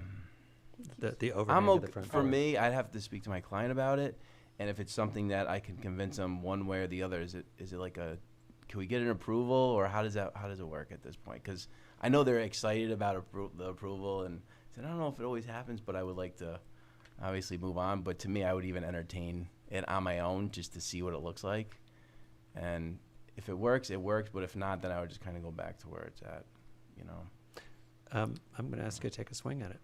Yeah. Wait, can we? Wait, so come back again. So yes. Yeah, The next meeting, that just means show us the adjournment. option. Because there's, If they don't want me to three of us change, I gotta talk. Could I take a phone call and see if they're into that? Because You no, could but we need new, Yeah. Well, I mean, this is the less bottom than- line is that you're gonna have to try it Yeah. because you don't have Mark's vote, Yeah, and no, there's no, only yeah. 3 of them here tonight. If you can't But do if you- it, and you can come back next time and there's 5 board members, you might be just fine. Yeah, think about it. That's part of your problem. the only thing is, if he says he doesn't want to change it, then is it like? I would probably No. advise you to adjourn Yeah. So- for 2 weeks and But come what back. Alice is saying is, we have a diminished board. Yeah. So if you were to come back and there were 5 people, Mark's one vote, I don't know how the other people would Mhm. feel, might be, N- all you need It might be is negated. 3 out of 5. You only need 3 votes, but there's only 3 of us up here So there's only tonight. 3 people, so you could, Mark, it You- really bothers you that much? yeah, that's what I'm saying. You It could really take bothers the you? chance. It That- kind of That's the odds. it kind of does. Really? Okay. Yeah. Sorry, dude. Yeah. All right. So what would you like to do? Okay. All right. So wait, otherwise, you think we're in a good spot with? I think you're in a great spot, Yeah. except for that. You're in a Okay. good spot with me no matter what. Yeah, you're in a Well, good spot all the yeah. way with those two. It's me, Yeah. except for that He's the roof line holdout. with the it's the one thing I'd like you to take a swing at. Just hoping I don't swing it one way and then she says it's like, all right, Yeah. Fred, I'd like it back the other way, and I'm like, oh geez, now No. what? But I could do at like that it the point, way it is. I'm Okay. let's just say it doesn't look right. If they don't want it, or it doesn't look right, could I, at that point, Then you could can I bring it kind of back. sign off? Then you can bring it back and explain And it to us. see But if I'd like the- you to take. I don't a want to swing come at back it. another 2 weeks I after that. I Yeah. understand. I understand. You could always approve the prior plan instead of the new plan. Yeah. Okay. All right. Still So in the file. so you'd like an adjournment? Yeah. Okay. Motion to accept the client's request for adjournment for 145 Harvest Lane. Is there a second? Second. All in favor? Aye. Aye. All right, thank you. Thank you. All right, moving right along, that brings us to 535 Ox Pasture Road for a second-story addition to existing dwelling. Do you have the affidavits, and are they in order? Yes, I do, and yes, they are. Great.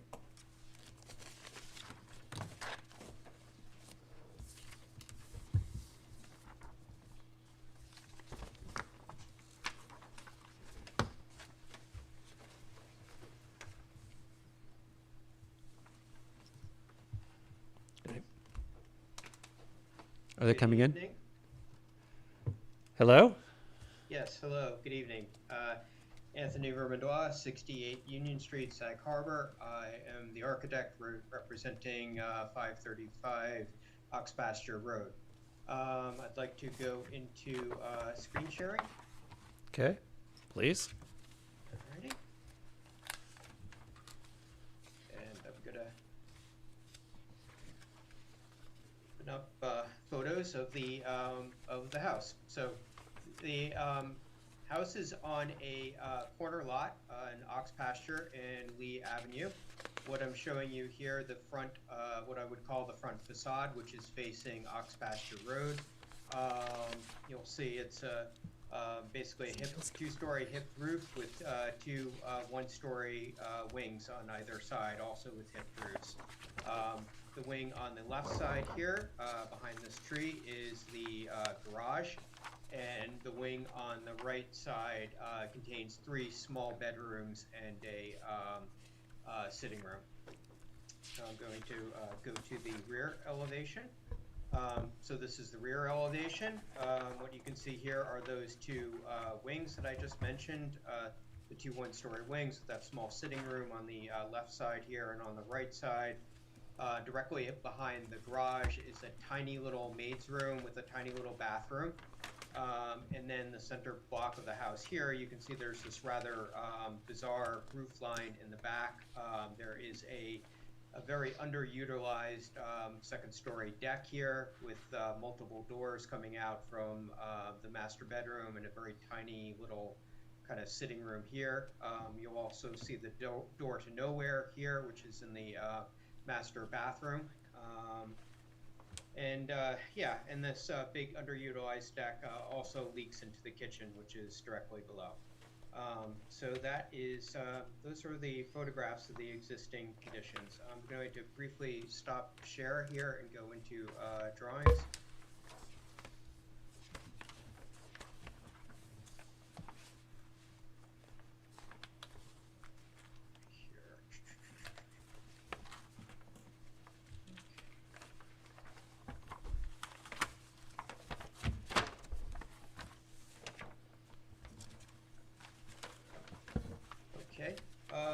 So a few drawings here. You have the front and rear elevations proposed, but I just wanted to actually did a quick diagram here to maybe better illustrate the changes we're doing. So what we're going to do is raise the left side of the house. This is facing towards Ox Pasture, 1.5 stories to accommodate 2 new bedrooms on the on this half-story second floor. What we're doing internally, I'm just saying it because it's relevant to why we're doing the second-story addition here, is we're going to take those 3 bedrooms, 3 small bedrooms that I mentioned that are in this wing, and turn them into 2 bedrooms, and also enlarge the sitting room, and then that tiny little maid's room that's in the behind the garage on the left side is going to be eliminated altogether and become a laundry room. So that gives us an extra 2 bedrooms in this new second-story addition, or half-story addition we're proposing. Then moving on to the rear elevation here, basically what we're going to do is just completely fill in that deck that nobody uses here upstairs, and replace the door to nowhere with a window, make the back facade just roof line is completely symmetrical and a true hip. The existing house is shingle siding, wood shingle, cedar shingle siding. I believe it's a stain, not a paint, but we're going to keep the same color for the shingles.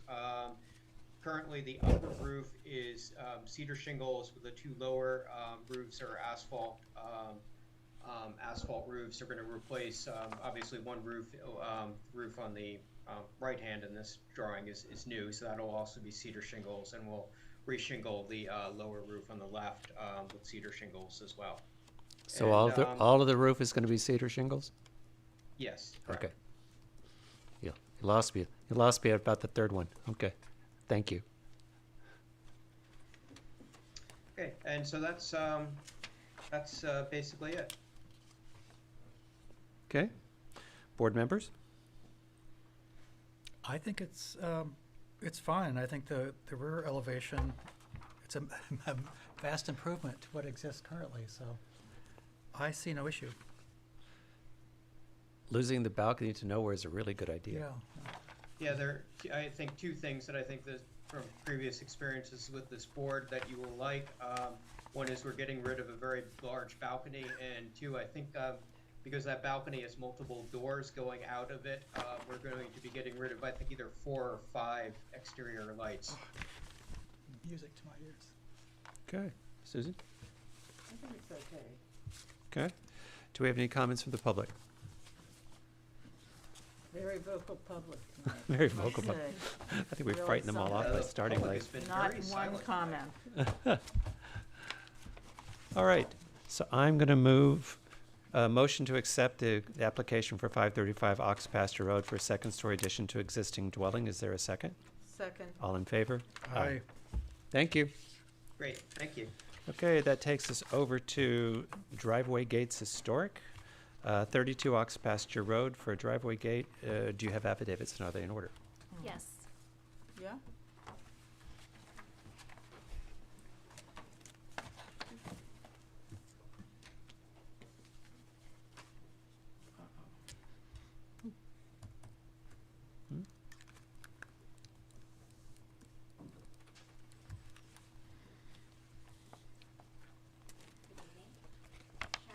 Of Inner Science Research Associates here on behalf of our client, the owners of 32 Ox Pasture Road, for the proposed entry gate. Sharon Rinaldi of Alpha Entry Gate System is going to come up and provide some proposed gate details for the board's review, and then we can answer any questions you might have. Great, thank you. Thank you.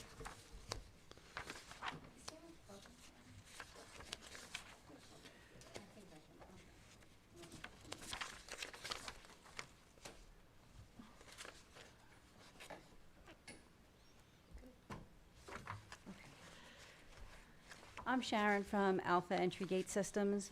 32 Ox Pasture is a house with 2 black lamp posts that he is keeping, and I can pull up a picture of them.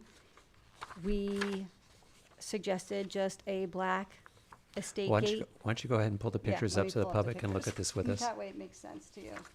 Let me share, hold on one second. Okay, so currently, these are the black lamp posts that are currently on the property. And he is proposing to do just a black aluminum estate gate that looks very similar to this one on steel posts, which will be right behind the lamp post. And the driveway gate will be automated Do with... you have a drawing of the gate Yes, sorry. for the public? It's in the Yeah, packet. yeah. I can put this on the table. We can put on the table. We need to put for the public.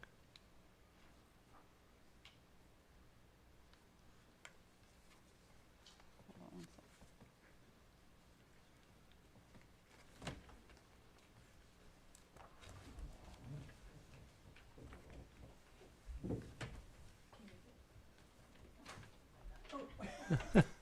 That was almost, oh, good. It has to be turned toward There you us. go. It is, that's good. Needs to, Yeah. That's good. yeah.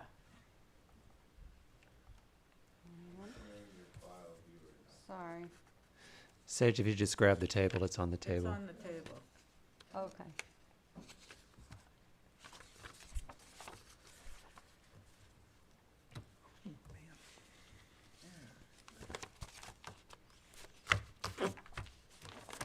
Where is, how is there a freestanding, if you were saying that it was going to be activated, were you in the process of telling us? Yes, I'm sorry. It's going to just be automated as a free entry, free exit. Oh, So oh. whenever you No drive pushing up, any buttons. you drive Okay. out. That's Magic it. doors. Mm-hmm. And it's So- gonna look extremely similar to that one picture I showed you. No, that's, we have it up there now. Oh, yeah, okay. But I know, I was saying the actual gate itself. So I think there are a few of these around now. Yes. Yeah, on that street, There's a too. bunch on that street. Yeah, I have yeah. a folder of pictures Okay. if you need to see Yeah, them. no. And what's the height of the gate? 7.5 feet. At the center? And what's the size of the lot? And also the street frontage. It's 74,898 square feet, so 1.7 acres. And it's Okay. 262 feet frontage. Okay. And go through the colors one more time. Everything's black? Black. Black It's powder Okay. coat aluminum, right? Mhm. That's it. Okay. Board members? It works for me. I mean, there are similar gates of this design on the street, so. Yeah, there and are a it's lot of them around Southampton. It works for me. Big piece of land. All right. Any comments from the public? The very quiet public?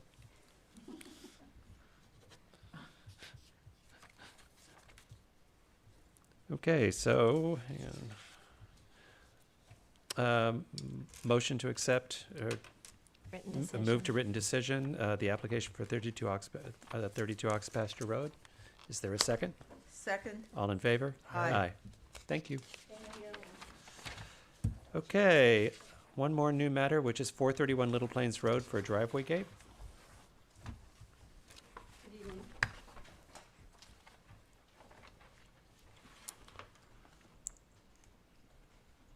T. Hill representing Philip Lau.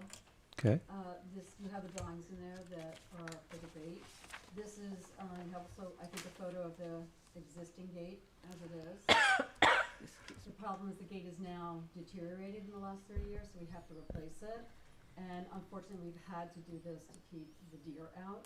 So we're proposing a 6-foot-high gate with, I think it's almost like 90% opening. We've really kept it very open. The only place that's solid is towards the bottom, just to hide the mechanism. And I think the only other thing I have is just the site plan. So, Okay, can I see the site plan? the site plan? Yeah. Or just put it on the table so everyone can see it. Oh. I just want to confirm that it's 18 feet off the road. Yeah, it is. Okay. Board members. Okay with me. Just for Well- the record, what, do you know the size of the, can you read me off the dimensions of the lot in terms of size and frontage? Oh, sure, sure, one 250 second. by 418. That's huge. Yeah, I just it's a want to, very I big just want it property. on the record against Yeah, policy. it's a Yeah. it's a big property. I mean, it, Yeah. In the sense of the depth of Yeah. the property. anything to remove the ridiculous gate that's there would be an improvement. so, Exactly. Yeah, I think it's fine. Okay. Any public comment? All right. Well, it's metal. Oh, that, yeah. It's metal. No, it's wood. It's wood. Oh, It's that, wood. your It's gate, wood. sorry. Yes, Yeah. yes. It's Yeah, white the wood. black one Okay. was Yeah, metal. sorry. No worries, no worries. Long meeting. Same meeting, I wrong hear you. person. Okay, so Okay. motion to accept the application for a driveway gate at 431 Little Plains Road. Is there a second? Second. All in favor? Aye. Thank you. Have a good night. Okay. Next, and certainly not last up, we have a pre-submission conference for a pool house structure at 468 First Neck Lane. Mr. Frazier. Finally, after the wait, you've, Arthur Frazier for 468 First Neck Lane, but it's not a pool house. Did you say Sorry. pool house? Sorry. I did. It's a, You'll correct me. yeah, it's a reasonably normal house.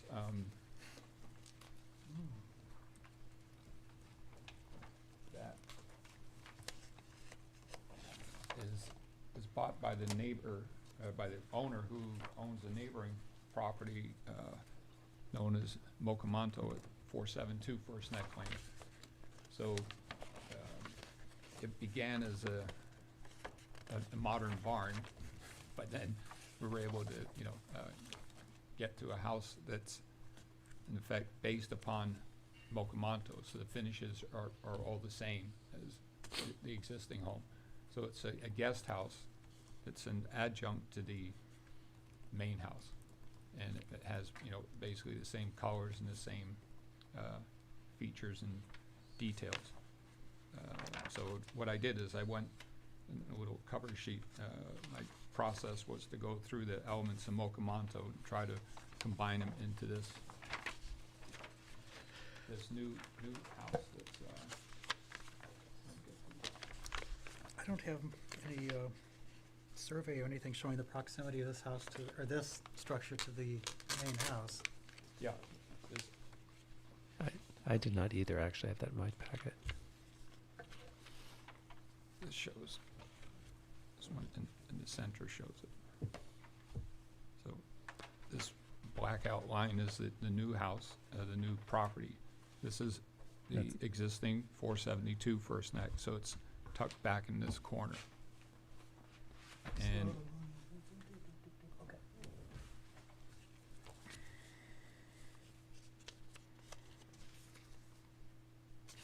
and so they moved away from the notion of a barn when they decided to do a tennis court.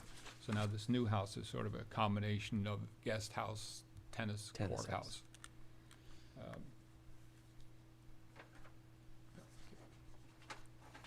think I should take away some things.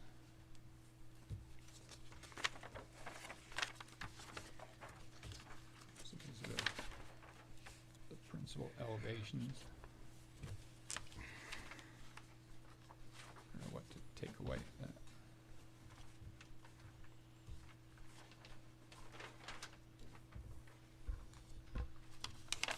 Should be.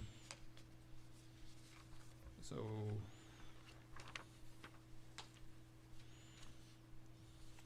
this would be the front elevation that you see as you come in the driveway. This is the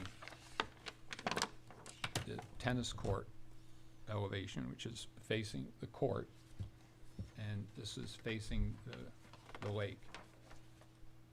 And these are the two side elevations. Again, trying to pick up on this sort of, I would call it semi-unique dormer elevation, where the Mocamonto house, it comes up and then over and then down, so it's like a gable with two short legs. So trying to pick up on it here, and then these other, this dormer, and these two side dormers. So we're trying to make the front look quite traditional, and then the lake view having obviously more windows and glass facing the lake. Okay.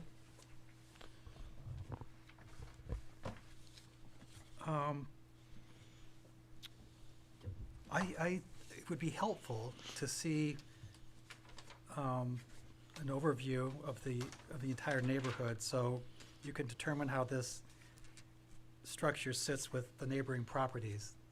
I understand how it sits with the main house, but that would be helpful, because it could have an impact on my opinion of the balcony, of course, and the size of the windows on that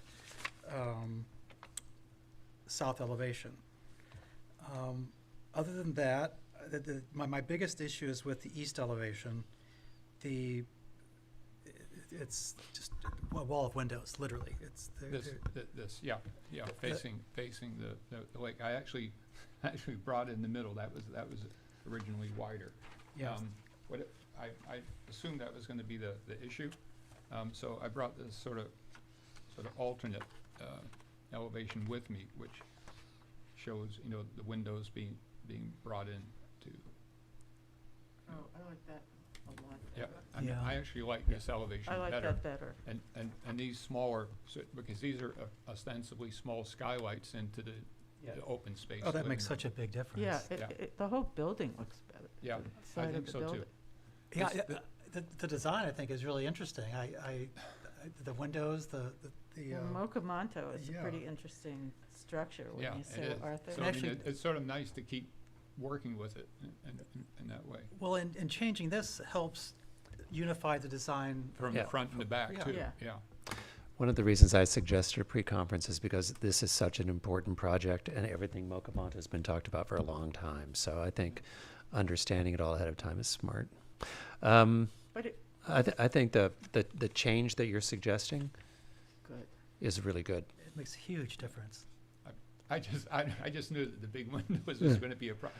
Also, It you just know, looks better. Feel, I mean, makes it feel a little more because of the time. lake, you Not know, to then we blame the get the climate. light Yeah. pollution and the But with that big massive, aquatic yeah. birds. I Everything mean, the whole I'm thing would be serious. like- yeah. And So, it, yeah. it also brings it a little more simpatico into the time period of the original structure that's nearby, in a very big way. Yeah, I agree. I think this first one was still a leftover from the modern barn idea of a big wall of glass. Oh, the facing original? That- Yeah. Yeah. How does everyone feel about the standing seam metal roof over the front elevation? I guess it's the angle of the roof line, It's you the can't pit- shingle it, right? The pitch probably requires it. You know what, that's actually, this one is different from what you're looking at. Again, the more I thought about that, the less I liked it, so I got rid of it. Oh, thank see? goodness. My suggestion would be that you Yeah. have a copper. What else do you think? He's got more. What else do you think? He's got more pictures down here. That makes it even nicer. Yeah. Yeah. Again, the copper roof is kind of a holdover, and eventually you wear people down to where. Let me see what else I can change now. So, no. My one comment about the presentation when you bring to present is if we had Everything. elevations that showed us both houses together, either from More Mocamonto. at elevation level, Yeah. just so even if it's a rendering, so we understand, or a photo, if we can get a drone photo, so we understand their relationship both to each other and the houses on either side, just so we understand it. Yeah. So, but doesn't it sit back some? Yeah. Yeah. Yeah. It's not in the front yard. Yeah. So you're coming in this way. This is the old Stevens house here. Yep. Yeah. So this is sort of tucked back as far as we could get it. And this, what's nice in the fact, this elevation sort of faces the Mocamonto, so it's not actually.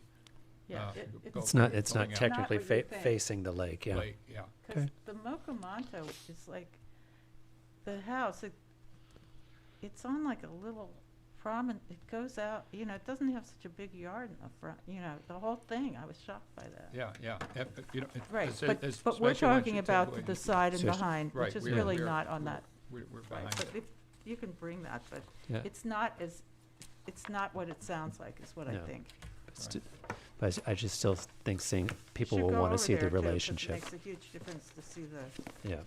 the way the land is, which is weirder than you think. Yeah, It was yeah. to me, at least. I've only seen it from next door. Oh. Oh, Yeah. you should go down the driveway. Yeah. Well, the other thing, just to John's question, the extent there's a small balcony that they want to view tennis, all of a sudden they become tennis nuts. Really? It's not pickleball, or? And Oh. David's house is here, Bonet. Uh-huh. So he's here, so that sort of faces his driveway, so it's not in his garage, and everything is on this side too, so it's not, I don't think it's an intrusion on Okay. Bonet.